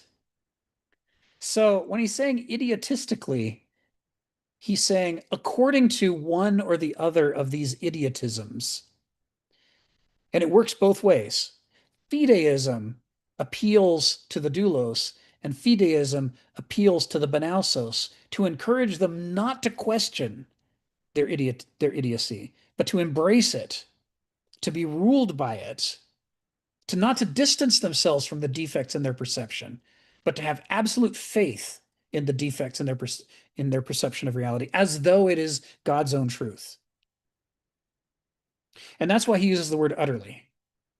He says, look, we're all idiots. We all live in our myopia. But what we're supposed to do, like a swimmer who's underwater and surfaces from time to time to try to catch a breath and look around, we're supposed to be trying to escape our myopia, at least sometimes, and look around and go, oh, wow, am I off track? I guess I got too excited about this idea, or I guess I was too angry about this thing. I'll swim back the correct direction now. I can course correct because I poked my head up out of my myopia for a moment and looked around and said, wow, am I off? Right? That's what an Aristos is supposed to do. That's what Vernunft consists of. But he says, and faith can be helpful to that, but fideism, when handed to a defective animal, man is a sick animal, says Nietzsche, right? They're Kranketeer, das Kranketeer. It turns it into a demonism. It turns it into an addiction. Embrace your idiocy. Be ruled by your idiocy. Never, that's why he says utterly, never stick your head above water. Ever. Stay within the framework that you've adopted. Don't question it.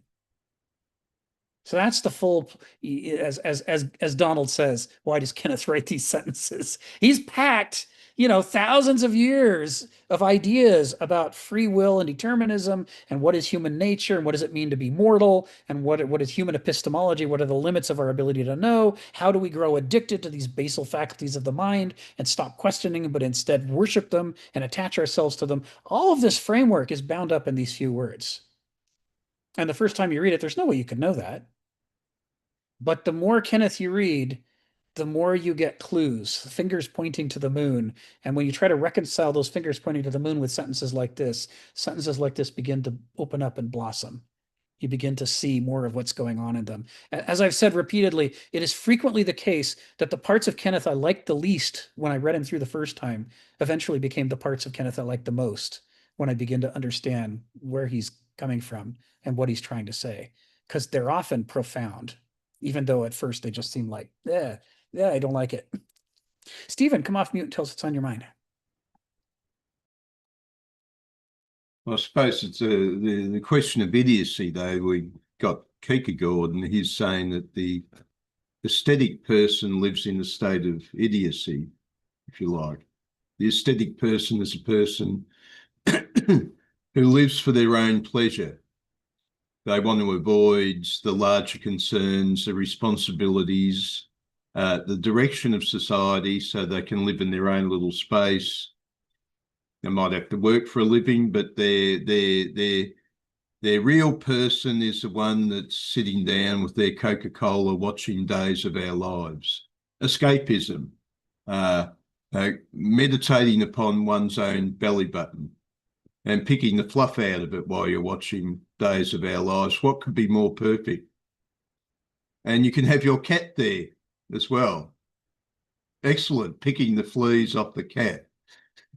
What could be more perfect? And there will come a time, Rick, when you'll realise that all these larger concerns you've taken on were never as good as being in that blessed realm. But Kenneth is making a case for Fideism in Christianity, but using the Blessed Master co-pilot, says that this is a position which has been attacked in the doctrine of the church itself. Well, as it would be, I suppose, because if the church is claiming by faith alone, any person can come up and claim their position by faith alone. So you'll have lots of heretics who are saying, my faith is the correct faith. So you will have to appeal to some sort of reasoned argument for your particular faith position. So Kenneth is making this claim that the church was founded in Fideism. I tried Augustine with co-pilot, and co-pilot was pointing out that Augustine wasn't jiving with Fideism. You're saying you need charity and reason as well as faith. So this is the point. So what exactly is Kenneth criticising? Is he criticising the very early church or something within the church? But it wasn't the whole church. That's exactly right. And it is of all the points that he doesn't explicitly make, but should, because they're what he means, that's the point that he most left out.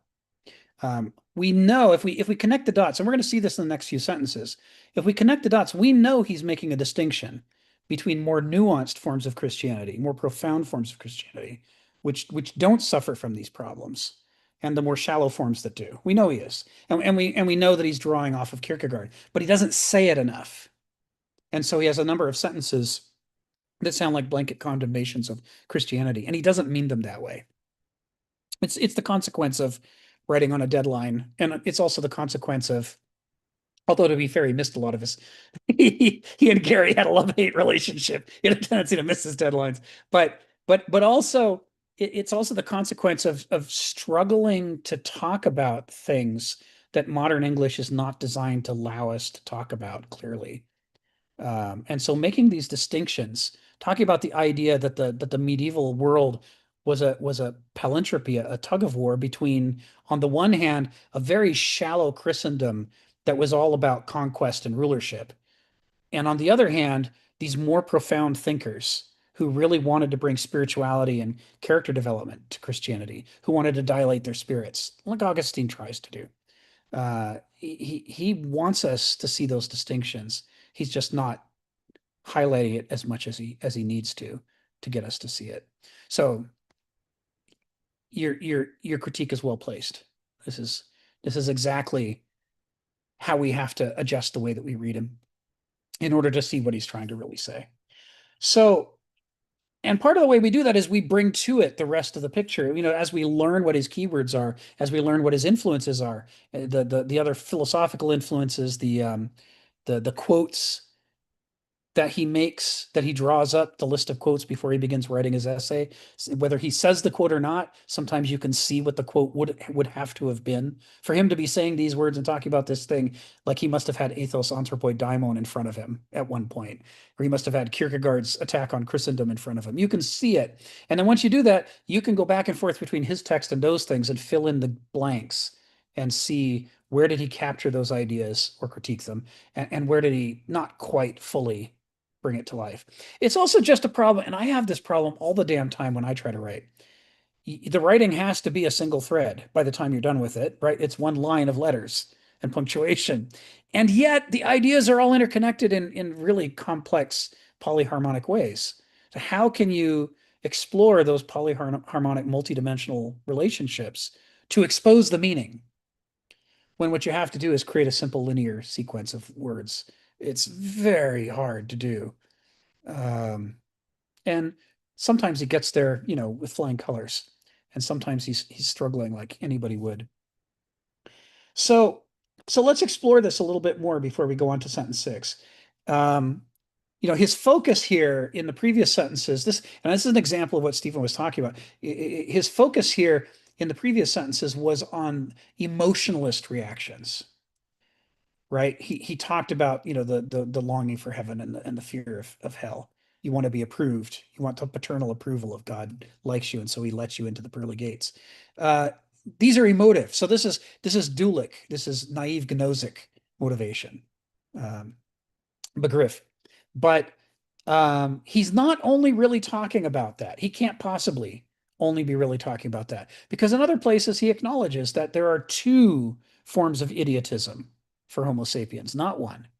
Right? There is the dualic mode, but there's also the banausic mode, and they're both equally idiotic. They're not equal to each other because they're different forms of idiocy.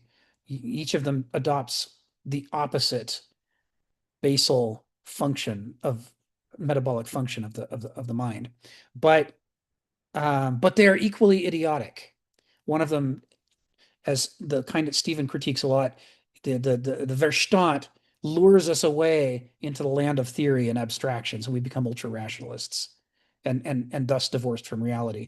And next thing you know, we're stamping numbers on people's arms and sending them off to death camps, because we're not treating them as people, we're treating them as numbers, as abstractions. And then the other form of idiocy is the one that Kenneth is more explicitly talking about here, but he means them both, even if he only cites the examples from one of them. He has to. It's the way he thinks about this stuff. So Verstand, so there's a thing here, right? Transcending one's parochial experience, one's dualic mode. If you try to just escape from the dualism, you don't actually become an Aristos. You become a Banausos, the halfway state, the other form of idiot, the other major form of idiot. You become someone who doesn't trust irrationality, doesn't trust their feelings and experiences. They only trust their theories and ideas. They trust their logic and their systems, and that's what they invest in.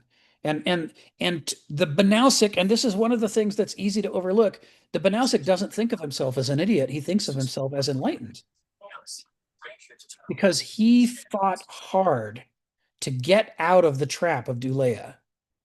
Right? Hegel says the negation. He had to negate everything that seemed important or real to him to get out of that and reinvest. He had to have a transvaluation of values. He had to reshift all of his values to consider important the things that he used to think were unimportant, and to consider unimportant all the things he used to think were important. And that's how he becomes an ultra intellectual.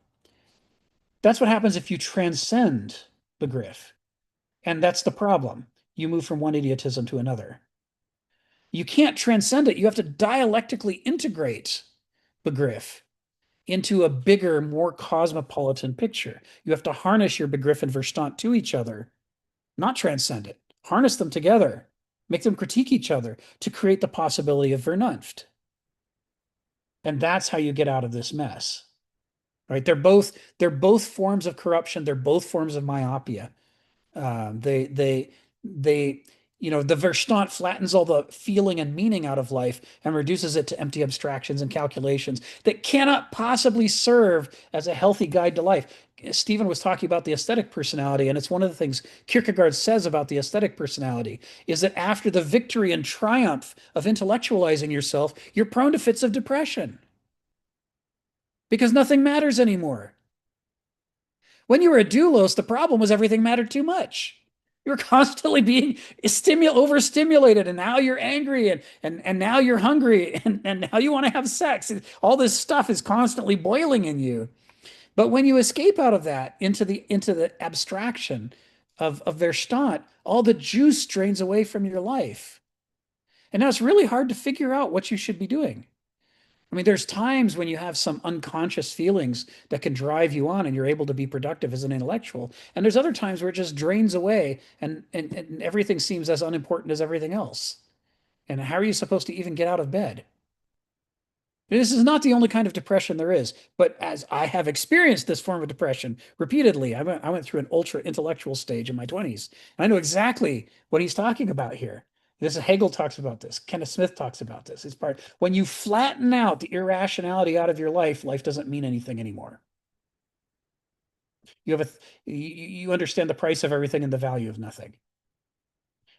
So the you know that's that the result is Banalseia, and it's a second idiotism. It pretends to have escaped idiotism, but instead it's only escaped douleia, and it keeps you in idiotism, a second form of myopia that pretends to have escaped myopia. It replaces a personalized subjectivism, which is the dualic emotionalist experiential life, with a depersonalized subjectivism in which you live in the land of theory and spreadsheets. All right, come off mute and tell us what's on your mind. Yeah, I just wanted to share like my own personal experience of this in college, specifically one of my closest friends who was one of these like, really young people full of piss and vinegar in a good way. He wants to solve all the problems in the world, which definitely no foreshadowing there, all his disappointment. But essentially goes to college and, has all these models and everything. And very much like you said, this hyper noetic. And then I was thinking that like, I'm not sure, it's messy and confusing, but at least for him and a lot of people I know, they went back to like what Stephen was saying. They had all these lofty ideas. They gave up on them. And then they just go to like enjoying their belly button and watching TV, right? They went right back to the McGriff. They infantilized. They went right back to, and I feel like that might be the carrots and sticks of our society with instant gratification. Instant gratification focuses you on the McGriff and doesn't allow you to have any sort of long-term development. But I just found it so, again, disheartening, or for me, depressing, is all these friends of mine, and including myself, that are struggling with ideas that don't seem to match up with the world, and then essentially not being able to hold that tension and then create the more adult, mature, nuanced, like able to hold both of these as a paradox and accept it, as opposed to like, oh yeah, no, I was lied to, or models are stupid. Models are dumb. I'm just going to eat my food and go to my job, and that's it. Right. So it's like this rejection of the higher ecosystems of the world and going back to, I'm going to attend my own little, and it's interesting because that feels very avoidant and escapist in the extreme. But of course, we're saying in the healthy version of this, you're going to anchor yourself there, but still stay and engage in trying to figure out how these models can make things better.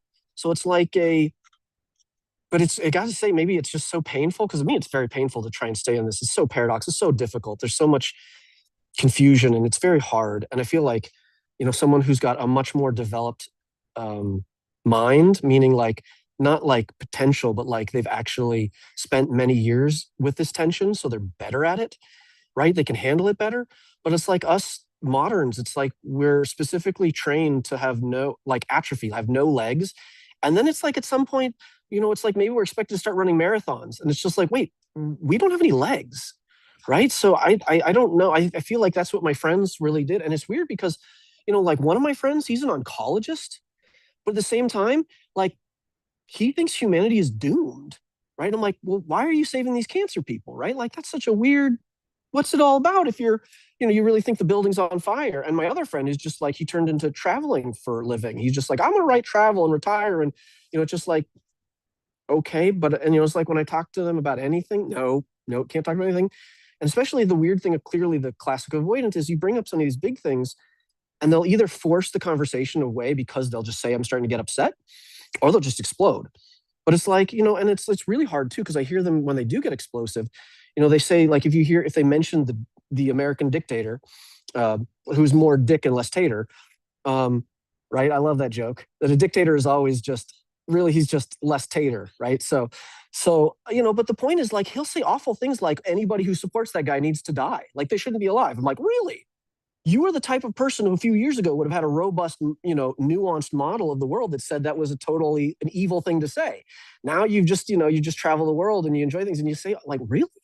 So it's really interesting, this this regression and it's a trap, and it doesn't necessarily go both. It's like weird. It's like you can start off with a griff, and then go into your models, but then go right back to Begriff. And I was just like, wait, what happened to Hegel? And now we're supposed to have the Vernacular. Can we just move into that? Like, what happened? Why do we go backwards?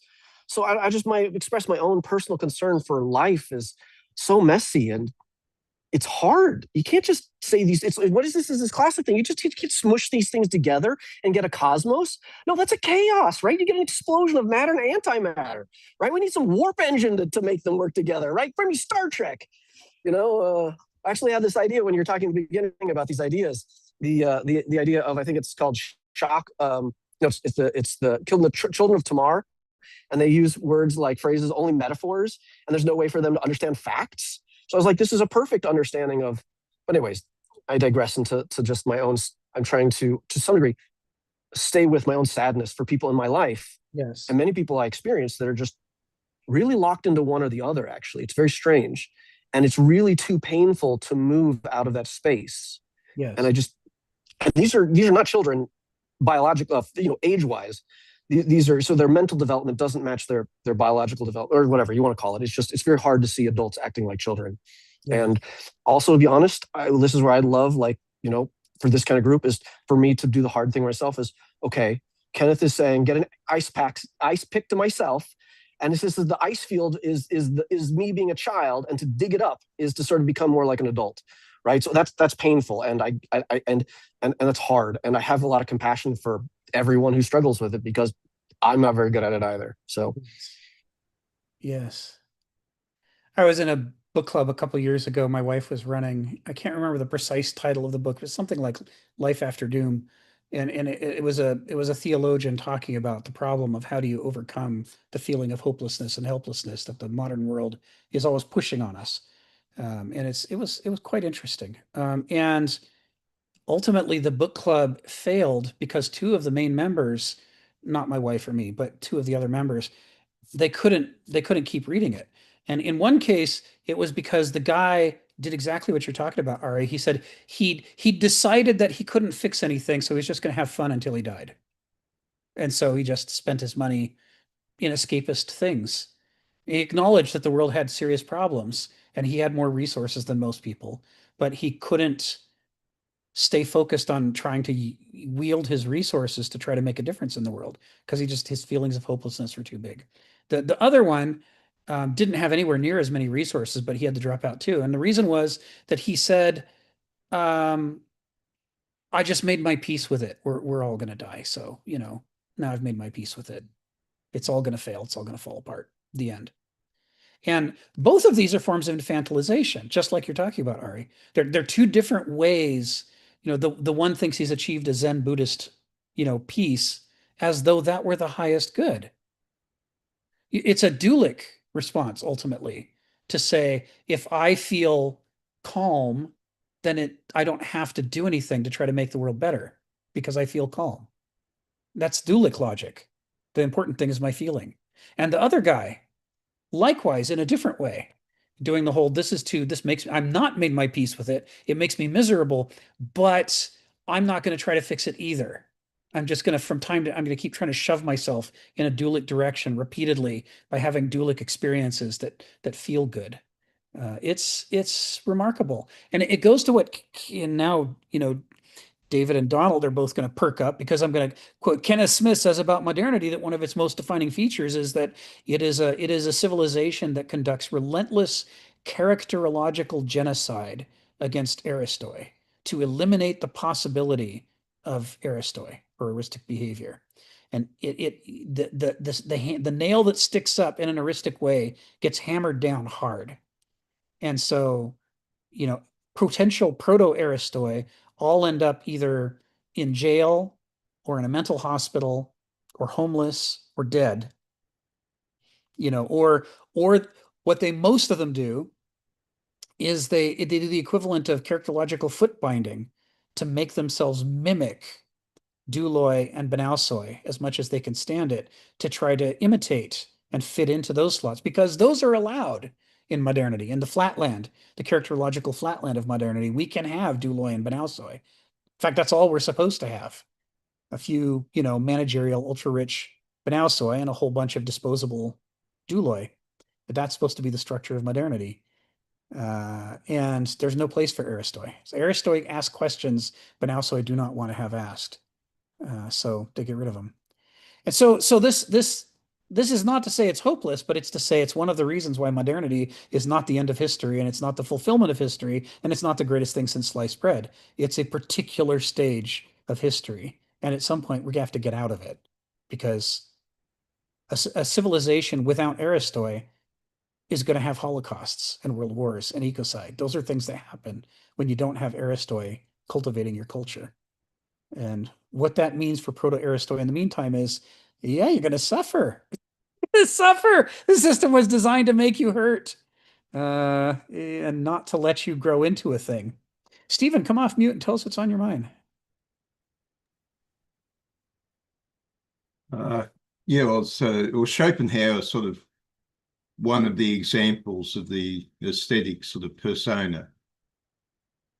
You know, for him, life is the dreadful act of the will, the great grinding wheel of the will in your life, that you're driven by impulses and you try to satisfy these impulses. But for him, the only worthwhile experiences in life, you know, I'd say was, you know, going to the opera and being carried away by the music, or going into an art museum and looking at a painting and, you know, having a transcendental experience, floating off the ground. To him, that was freedom of this grinding will of the universe. That was the moment when you were, you know, you could just escape it for a moment. So obviously he's escapist. But the interesting thing is, historically, the art gallery was a new invention. For example, I think it starts off with Rome. I think the Pope creates some public art display. And then, of course, came the French Revolution, where they decided the works of art shouldn't be just there for the rich and powerful who paid for them. It should be there for all the people. And people forget that the revolution was there before Marx. Marx just came up with some new ideas, I suppose, but as a common person, by the time the post-Napoleonic era was where, well, art galleries were being built everywhere. The ordinary public, for a few, for a bit of money, could go in and experience what had been the preserve of the nobles. So this is it. This is Schopenhauer's space is facilitated by a turn in history. Now, of course, I think common people were able to visit certain types of opera in the 18th century. That's an economic question, but today we're free, often at virtually no cost, to go to an art gallery or there are free performances today. You can see mini operas for nothing or almost nothing. You can have all the fuel for your aesthetic, transcendental experiences you would like. But I offer you the final temptation, Rick. If you could go into that space where you're transcendentally floating and could stay there forever, would you push the button? You wouldn't. You like being miserable. I come from a family of addicts, so I'm highly suspicious of addictive behavior in myself, right? So no, I would choose not to do that. And it's because I don't agree that the world is a vale of tears, right? The world is a complicated mix. There are good things happening too. I like to go in my backyard and, you know, clean the houses for my bees and put out a little plate of nectar. I like doing that. And, you know, it's virtually free. It makes the bees happy, and that makes me happy. I like petting my cat. I like reading the origins of totalitarianism. At what age were you when you had your collapse when you decided you couldn't get out of bed?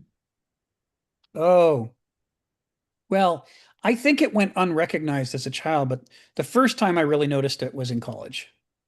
So I was trying to go to college and work and do a bunch of other things on the side, and I couldn't keep all the balls in the air, and I began to despair. Oh, so let's see, then you were probably about 18 or 19 or something like that. Yeah. Yeah, right That's around. when you finally decided, uh, I want to, let me get off this trip. Yes. Let me escape. Bus driver, I want to get off. Stop the world. I want to get off. That's right. Thank you. Thank you. Yeah. Then I had 24 years of therapy, which was very helpful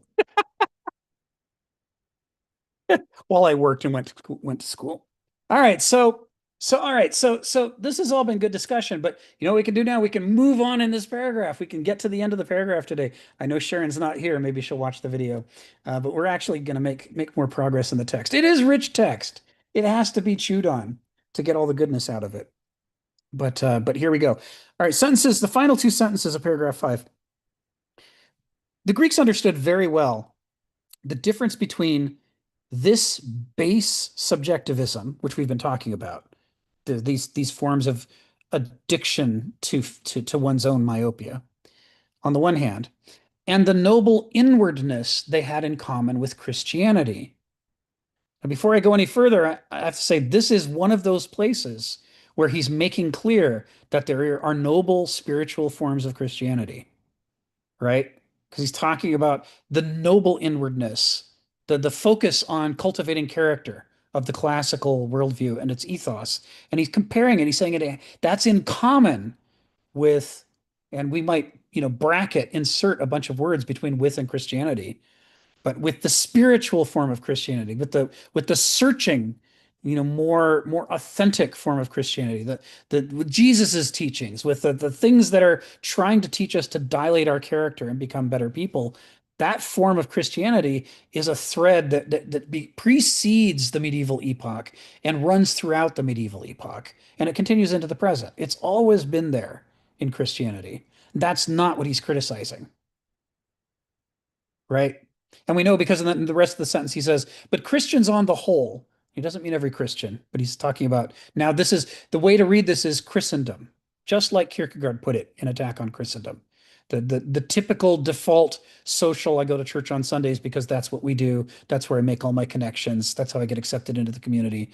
The Christians on the whole were nowhere near so discriminating. Their culture made them insipid. And we're going to come back to that word.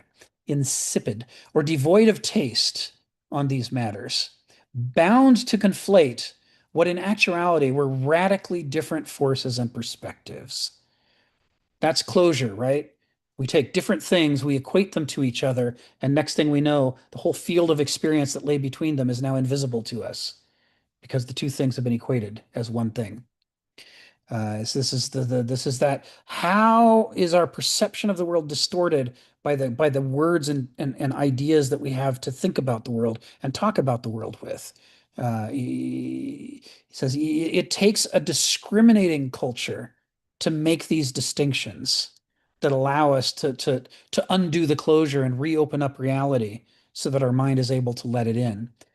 And your culture either supports doing that and encourages it and teaches you how to do it, or it cuts off the possibility of doing it because it's interested in compliance and conformance and power being able to impose itself upon as many people as possible. This is something Sharon brought up a year and a half ago when we started this section. Is, religion used as a tool of control is the thing that Kenneth is criticizing.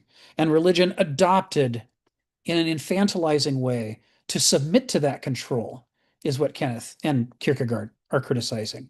But he's not criticizing Jesus. He's not criticizing the spiritualists and the desert mothers and the desert fathers and the nuns and the mystics who are trying to figure out how to wield Christianity as a tool to make the human character more noble. He's he's talking about the distinction between, whether you are, well, he's going to get into it in paragraph 6, but he's talking about the distinction between, are you letting the concept of the sacred change you, which would be genuinely spiritual, or are you simply asserting that whatever you already believe is sacred, whether it is or not? So if you're a racist, do you just decide that's a sacred belief? Can't be questioned. If you're an anti-Semite, do you decide that's just a sacred belief? Can't be questioned. If you think that God exists like Santa Claus and his purpose is to give you presents, is that a sacred belief you just can't question? That is reducing the sacred to be small enough to fit inside the narrow confines of a cramped character. But what he's looking for, oh yeah, exactly. Angelina, you're right on. This is exactly what Kenneth's trying to say. Christianity isn't some monolithic thing. There's a variety of experiences, and he's trying to do what Kierkegaard does, which is draw some important distinctions among different strands of Christianity, and say when Christianity is used as a tool to reduce God to be so small that he fits inside our prejudices, that's a betrayal of Jesus's teachings. But it still goes by the name Christianity and demands that it be called Christianity.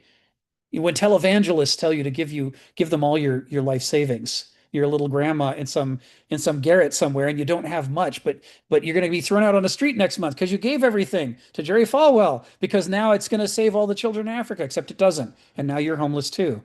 That's a predatory thing that demands that we call it Christianity, but Jesus wouldn't recognize it as such, right?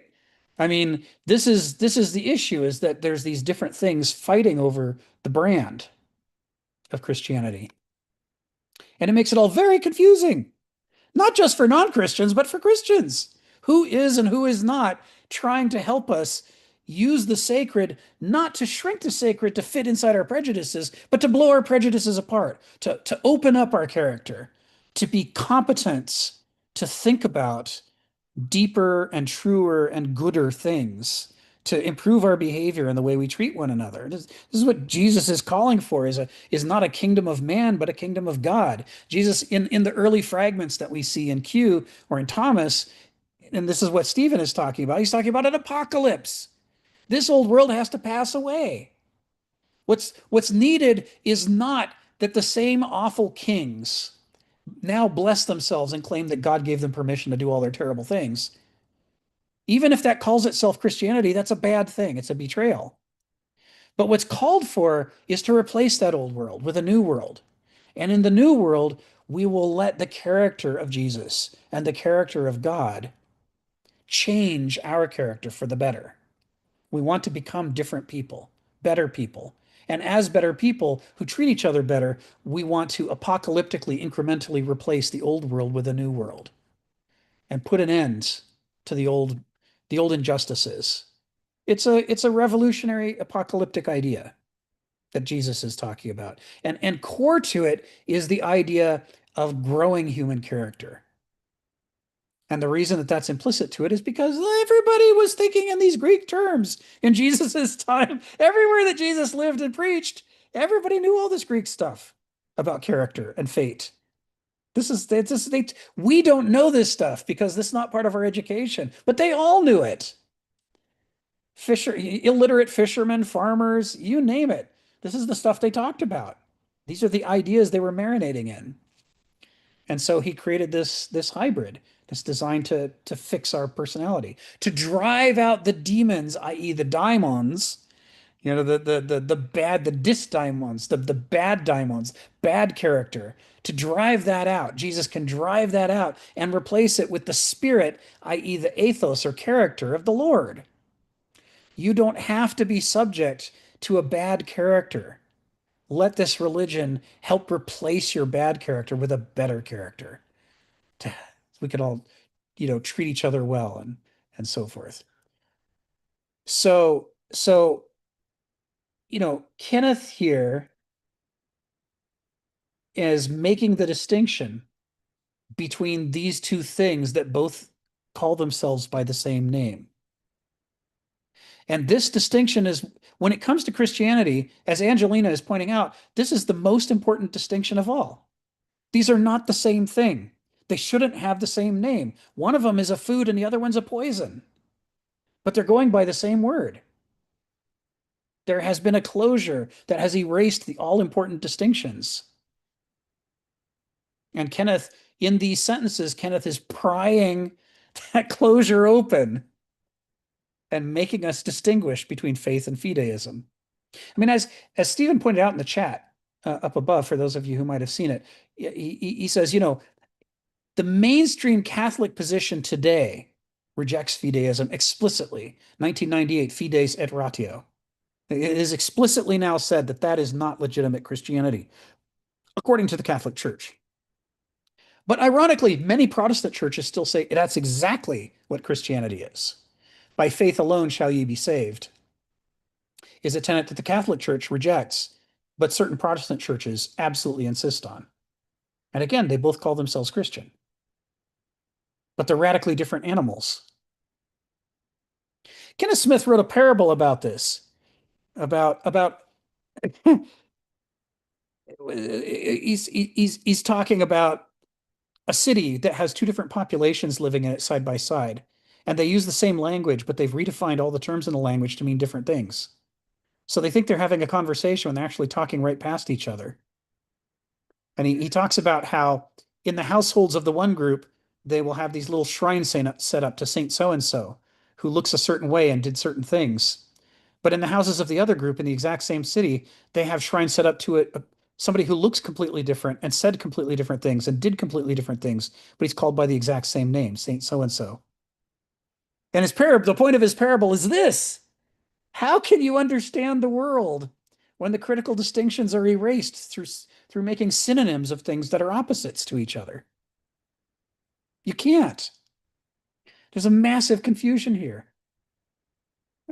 So, you know, this is the state that we find ourselves in. You know, Kenneth, unlike the people who give up, Kenneth is not saying this is hopeless. I mean, he's got a Hegelian, Arendtian model of history. The Hegelian perspective, which Arendt rejects, is that history develops like an organism, and that means this is not a fixed place we're at. It's in the process of development, and it too will pass and change into something else. That's the ancient Greek perspective. Aliosis, othering, right? Phusis, becoming.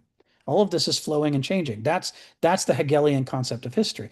Arendt's concept of history focuses on something that Hegel missed, and this is my favorite part of Arendt. We're not going to spend a lot of time on it today, but my favorite part of Arendt, she rejects the notion that history is one big organism that unfolds in certain ways. She says that is a default thing that history is doing.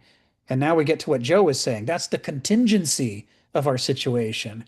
But contra Hegel, she says, each individual born into the world still has agency. And in that birth, they have the potential to do new things in opposition to the forces of history, such as they are. And by doing that, they can change the course of history. And because they can do that, there is an element of unpredictability in history that Hegel has overlooked, but that Arendt rescues. And Kenneth believes in this.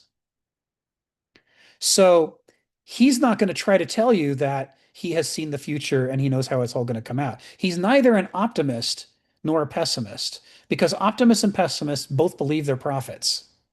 They both believe they have a perfect command of the future and that you must listen to them and they will tell you how it's going to come out. And the problem is both optimism and pessimism lead to infantilization. They lead to passivity. And here's why. If everything's doomed, why bother? Why exert yourself? We're doomed. That's what Ari was talking about and what I was talking about. We know people who've adopted the position that we're doomed, and that infantilizes them and keeps them from exercising their agency, which is what Hannah Arendt critiques totalitarianism over. She says people have real agency. You can introduce real change in the world, but not if you convince yourself that it's hopeless. So pessimists infantilize people. So do optimists, because optimists say it's all going to be fine. And if it's all going to be fine, why exert yourself? Just let the forces of history solve the problem for you. Let the class struggle take care of the capitalists for you. I mean, all optimists have built in this idea that the problem is going to solve itself. So, hey, stay at home, eat potato chips, watch Star Trek, whatever. You don't have to exert yourself. And by the way, as long as we're condemning optimists and pessimists, let us condemn realists. Realism is someone who thinks he's a god. My optimism or pessimism is the truth. And the way I know is I'm God. I mean, how do you know you're a realist? This is the hardest problem. The ancient Greeks thought this was the very hardest problem to try to know reality. But a realist just does it by fiat. My opinions, whatever they are, no matter how insane, are the truth because I said so. I'm a realist. It's an enormous act of hubris to call yourself a realist. It might be the biggest act of hubris there is, short of calling yourself a god. I'm none of those three things, and Kenneth isn't either. You know what we are? I'm going to put it in the chat. Everybody needs to learn this one. It's a meliorist. A meliorist. A meliorist starts from the position that I don't know what the truth is. I'm not a god, so I'm not a realist. And I don't know the future, so I'm neither an optimist nor a pessimist. But here's what I do know. I can make little changes in the world. How do I know? I've done it before. I could do it right now. We're having this conversation. This is changing the world, right? I could teach a class. I could plant a plant that flowers and my bees could like it. I can make changes in the world. That's not an article of faith. It's scientific evidence. I can make things a little bit better. And where does this all go if I spend my life making things better? I don't know. That's not my job to know. Go ask some god somewhere. Or wait till the future and look at it, then look for yourself. I'm not going to play the fool's game of pretending to be a prophet, and I'm not going to play the fool's game of pretending to be a god. I just know that there are little things that I can do to make the world better, and I'm going to do those things, and whatever happens is out of my hands. Meliorism. And all of that depends upon having a clear understanding of where you are and how things actually are. It requires being an existentialist. Because if you have a dry, hot backyard with a lot of sun, and you plant a moisture-loving plant that wants the shade back there, it is going to wither and die, and your meliorism will fail. To be a meliorist, you have to study reality and understand reality and try to do things that are appropriate and harmonize with the actual circumstances that you're in. And if you do that, it improves the odds that you're going to make a difference in the world. And therefore, existentialist philosophy goes hand in hand with meliorism. So Kenneth, this is why people wonder, is Kenneth saying that we're doomed, or is Kenneth saying there's hope? What is Kenneth telling us to do? Kenneth's not a prophet. Kenneth's not a god. He laughs at these categories. He calls himself an existentialist, but he means he's a meliorist. What he's focusing on is helping us to understand our situation and to have the words and concepts that we need to give us other perspectives, so we're not trapped in the labyrinth of the modernist perspective, to see that there's multiple angles to look at this thing from, because the more angles we look at it from, the closer we come to understanding what it really is. And if we want to make a better world, we have to start from where we are, and that means knowing what this thing is. That's his job. That's what he's focused on. Want to make it better? That's our job. Or our children's job. It's all he could do to do this part. This is the work of a lifetime, to try to just describe this thing clearly, to remove as much of the cruft as possible, the categories that don't apply, and to try to help us to open up the closures and see what's been missing. Ari, come off mute and tell us what's on your mind. Yeah, I wanted to again share, I think, let's just, for sure, it's Rabbi Sax's explicit thing. He's like all about this in many of his books. I wish I could like have one book that he says this, but he actually says it's like one of the essences of the Jewish people. Not to get all Jewish again, but Hannah Arendt likes it too, whatever. But it's a really useful idea. It's the idea of the modern Israeli national anthem is called Hatikva, and it's just this word of, it really means hope. But again, he specifically, he has this dichotomy between optimism and hope. Optimism is like, if you just roll the dice, you're always going to win at craps. Like, don't worry about it. Just roll the dice. You're good to go. You don't have to do anything. Sit back on your, on your Titanic. And, he makes the joke that like, oh, I asked for ice, but this is ridiculous. Right. If you catch that inference, right. I wanted some ice in my glass. I didn't expect it. I didn't want an iceberg. Right. So again, that's optimism. Right. And so he says the Jewish idea is clearly like, especially in this Jewish thing is the Hannah Arendt style, smuggler back in, is it's like Jews seem to have their identity based on hope. as he makes the joke, too much oi, not enough joy. And it's true that, like, you look at historically, Jews, it really sucks. Like, some of the stuff they have to go through, you know, just all horrible, yada yada, sob story. Yeah, fine. Holocaust sob story, sure, fine. Tons of compassion, whatever. But like, what's the missing here is this idea of agency is the key. And the dichotomy is optimism is passive and hope is active. Now, I don't know if this is actually true in the way language works, but it's the way he steals the language and modifies it. And it's fantastic because none of us should be optimistic. We should all be hopeful. And the only difference is being passive like an infant, that you're going to get a baby bottle and you'll get your diaper changed and things will happen, versus I'm an adult and I need to change some diapers and I need to prepare some bottles, right? So again, the idea is not about thinking the future is actually better. It's number one is, if I want to be active and to be an agent, I need to believe that my actions can affect reality. And that has to mean I want them to be getting better. And especially if, you know, I'm thinking Stephen here, especially if that's magical thinking that I can't affect anything. But for me to actually do and be in the world, I need to believe as if things really matter. And sometimes they really do.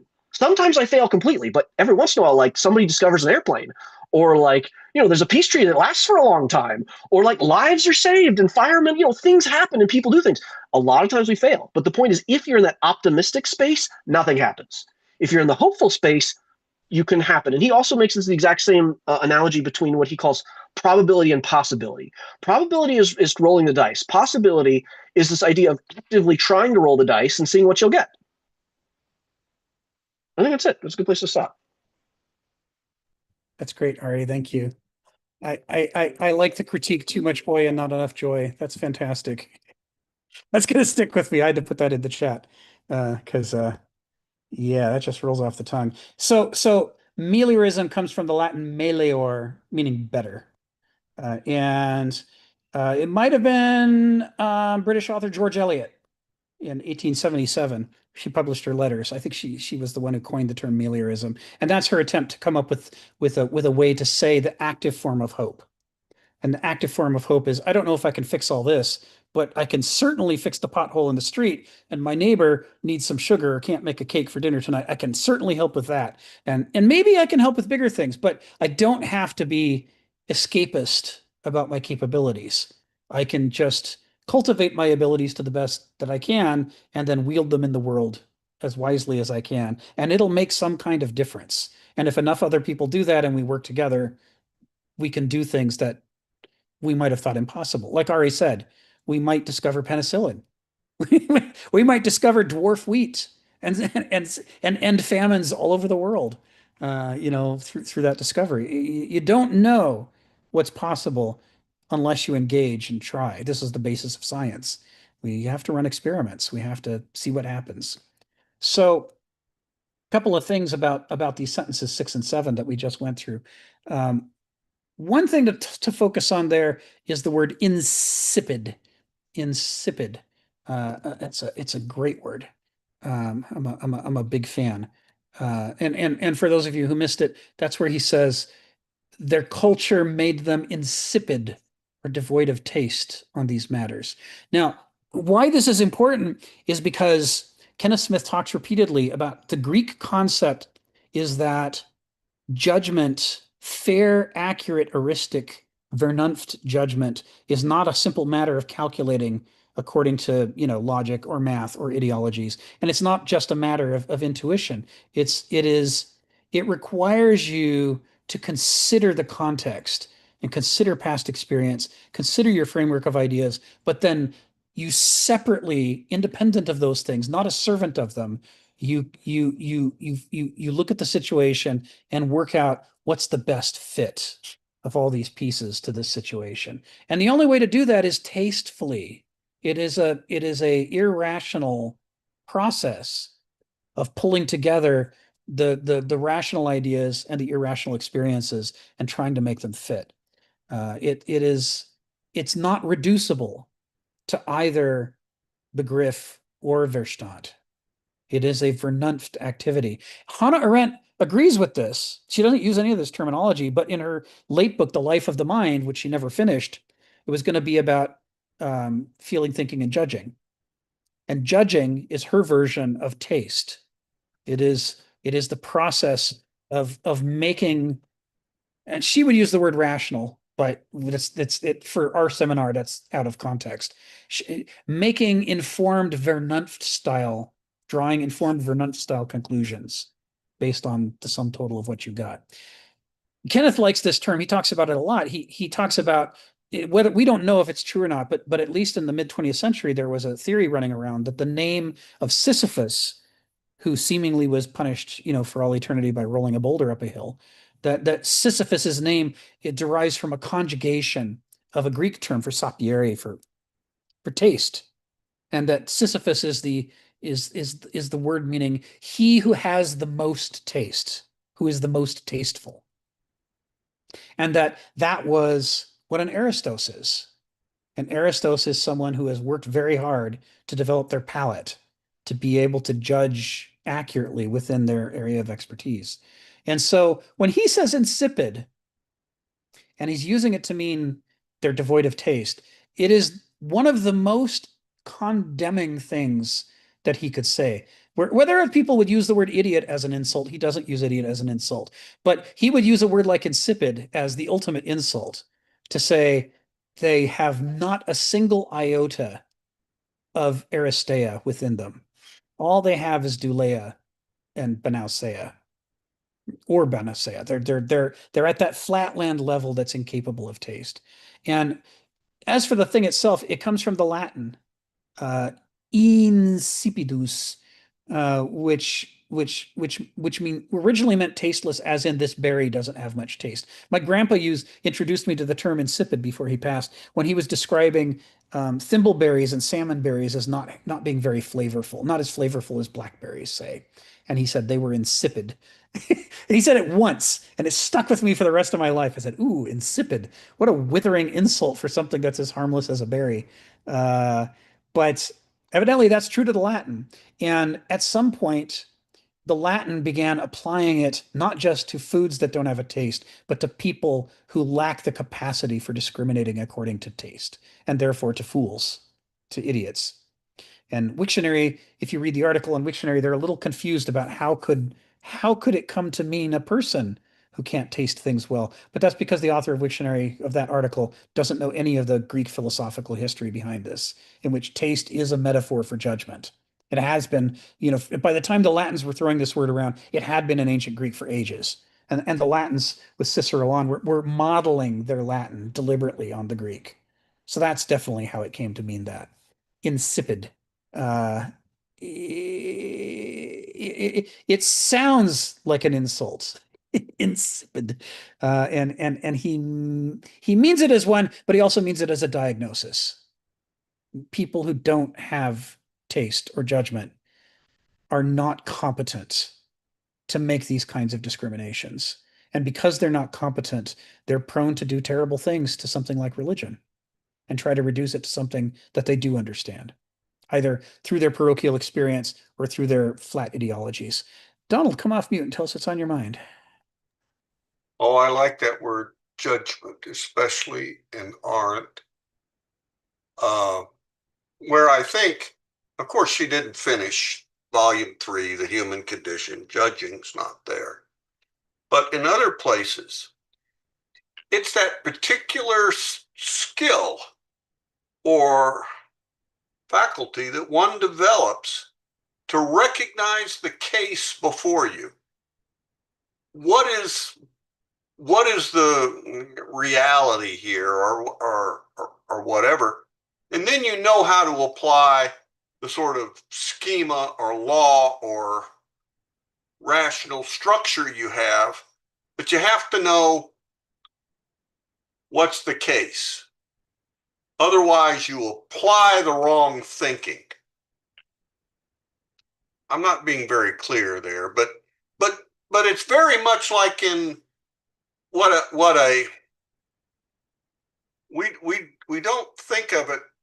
We think of now judges as applying the law, but we don't think of how judges today in our legal system have to figure out sometimes what law is appropriate to what's going on. Is this theft? Is this fraud? Is this what are we dealing with a case of, then we can know. So it's that opposite side, the side dealt with the facts somewhat, or the world, not with the thinking. Judging is where we kind of bring those two together, where we have to know what is before us. Enough. I'll think of some better way to say that in a future No, it's life. good. It's good.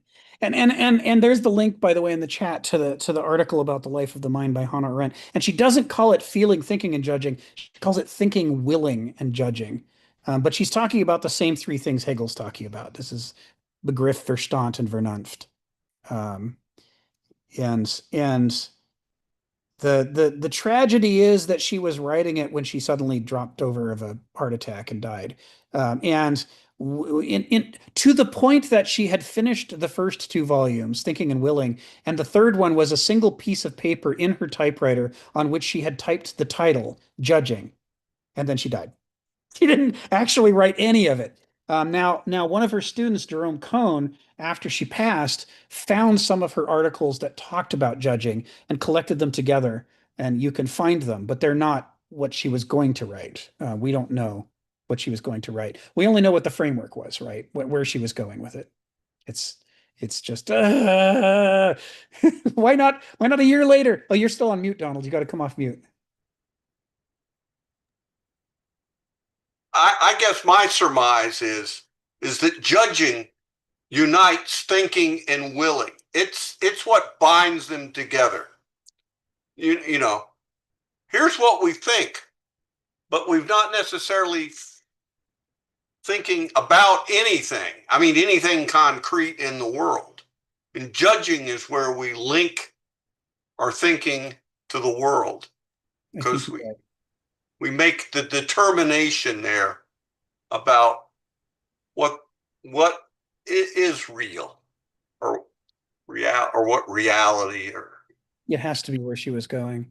And that's why I think, she's like, I know I've read other, I mean, I didn't dream this stuff up. I've read on, it's been a long time, and I can't tell you where anything is that I read, but I read gobs of Arendt. When I first read it, it was like, wow, I want to read more. So every time I saw a book I hadn't read by her in a bookstore, it was an automatic buy it. But yeah, so I've read other things on judging. These things get linked, and it was like judging would tie those first two things together, is what I saw from. And she refers to judging throughout all of the things she wrote, all the way back to Origins of Totalitarianism, when she's describing the definition of totalitarianism is partly in terms of destroying the capacity for judging in its victims. Right, and there there's a lot. There's certainly judgments about what the origins of totalitarianism I like, because she gives very clear why is the word totalitarianism chosen for these forms of government. Yes. And it's very simple. They wipe out Hegelian civil society. Yes. Every organization, every association, whatever, within the society is an arm of the government.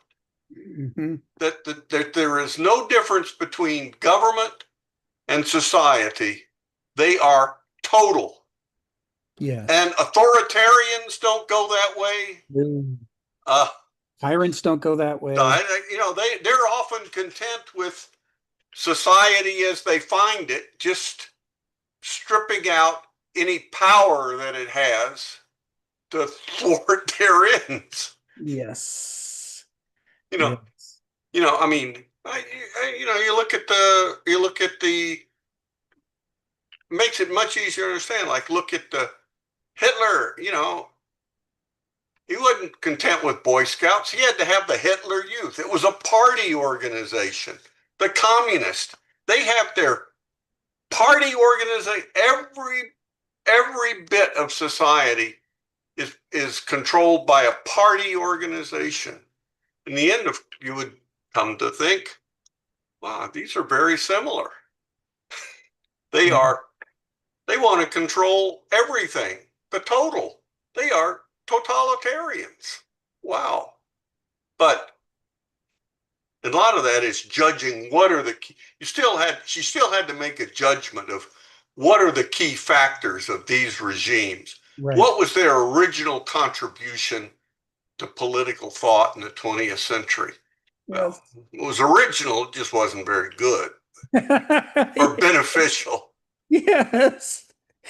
Oh God, yeah. So the reason we're belaboring, I'm going to call on Stephen in a second. The reason we're belaboring this is that sentence, their culture made them insipid or devoid of taste on these matters. That is, matters of faith. And especially matters of inwardness, the noble inwardness.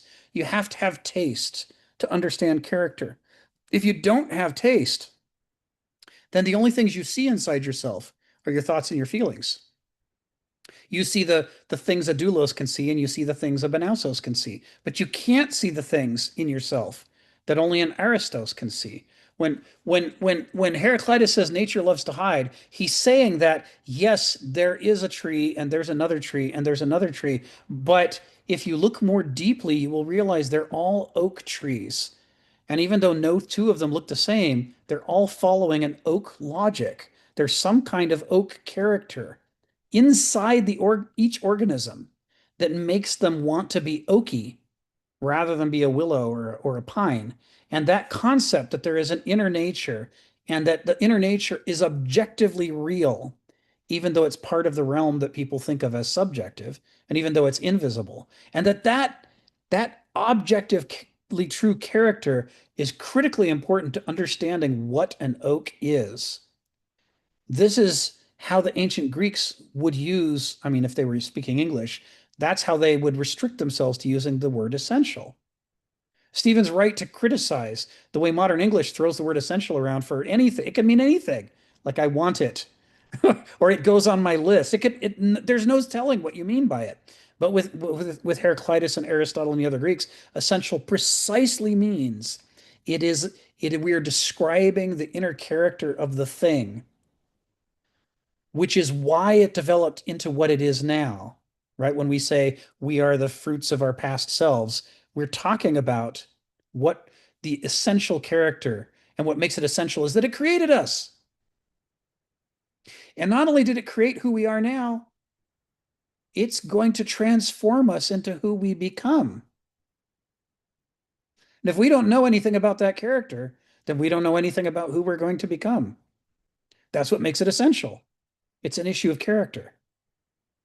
Kenneth never uses the word essential in any other way than that. That's part of how he disciplined himself. And I try to follow that example, although I'm immersed in modern civilization, and so I slip sometimes. And I thank Stephen when he calls me on it. The word essential shouldn't be thrown around. It should, and the reason it shouldn't be thrown around is we need to be able to refer to this dimension of reality, because this is the distinction he's making in sentence 6 here. The difference between a merely base subjectivism of being ruled by your feelings and appetites on the one hand, or ruled by your ideologies and systems on the other. That's base subjectivism.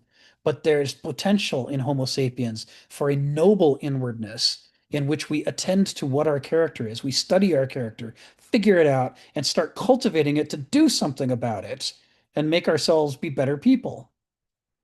And that's a duty and a responsibility that the ancients believe we have. And what he's saying in sentences 6 to 7 is genuine Christianity, the Christianity of Jesus and other spiritual deep thinkers in the history of Christianity, that focuses on the same thing. It just does it through God instead of nature. That's what the Holy Spirit's for, is to help give you access to a way to investigate and learn to grow and dilate and improve your character. So you're still doing anthropoculture. You're still doing a focus on how to become a more someone more receptive to the sacred, to what is true and important and vital. But shallow forms of Christianity eschew all of that. And the reason they eschew it is they lack Vernunft. They lack the heuristic insight that is required to even detect the difference between different kinds of character. All of that stuff is a realm that's invisible to Duloi and Benalsoi. They don't even really believe in it. So this is the issue. And you will have seen this issue, although we haven't talked about it as directly as we are today. You will have seen this issue come up chapter after chapter after chapter. Every chapter of this book, he brings up this core issue. You have to have the right kind of character to even be competent to believe in, let alone study or investigate or cultivate character. Because it's an invisible realm. To the doulos and benausos, it's an unthing. It's absurd. It's inexpressible. You can neither feel it nor does it satisfy your ideologies. And that makes them incompetent to deal with the most essential parts of civilization and human character, the ones that are necessary for governing, thus essence. And thus, this is why, as an existentialist, neither Arendt nor Smith would ever say existence precedes essence the way that Sartre did. Because existence precedes essence is exactly backwards from the ancient Greek perspective. Your character determines your existence. It's where you came from. Your essence, your character is the driving force of existence. Things are not just what they appear to be on the surface. You are more than your choices. Your choices came from somewhere. Sartre and Camus are a different branch, as Arendt explains. They're a different branch of existentialism. They're not the main branch that we're talking about. Stephen, come off mute and tell us what's on your mind. You get the final word for today. Yeah, so bringing up the Hegelian, wheels of history, the time machine story sort of dwells on it a bit, doesn't it? With the book, he discovers the future with the Eloi and the Morlocks, and the Morlocks sort of win, and he just time traveler moves on. In the George Pell version, 1960 version, he sort of creates a revolution and probably overcomes the Morlock, or that's the happy thought. But in the remake, the 2006 remake, we have the Uber Morlock played by Jeremy Irons. I don't know, you never saw the 2006 Time Machine, did you?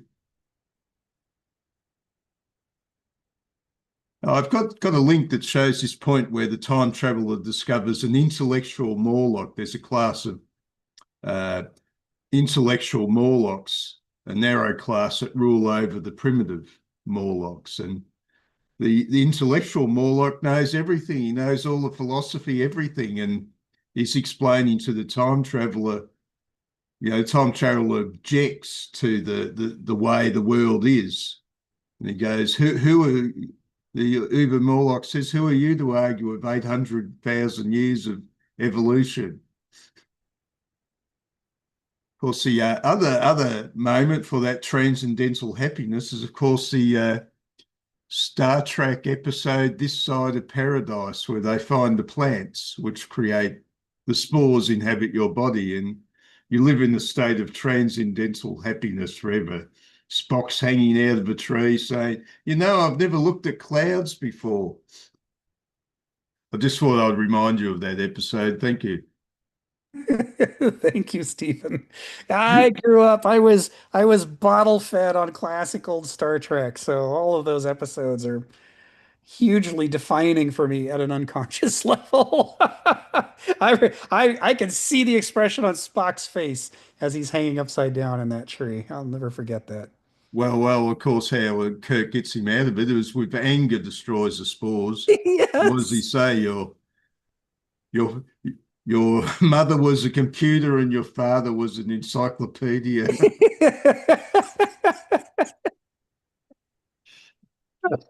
Yes. What a great moment. Well, on that charming note, we got through paragraph 5. And next week we start into paragraph 6. What he's going to do in paragraph 6 is he's going to shift to the classical perspective. He just alluded to the comparison between the noble inwardness of genuine Christianity and the noble inwardness of the classical world. And he's going to investigate that for paragraph 6 to set up a contrast. So that's where we'll be next week. So I hope you all had a lovely time. I certainly did. And I guess we will, I hope you have a great week, and we will see you next week. Thanks, everybody. Bye, Rick. Bye bye. Thanks, everyone. Bye, everyone. Bye, June.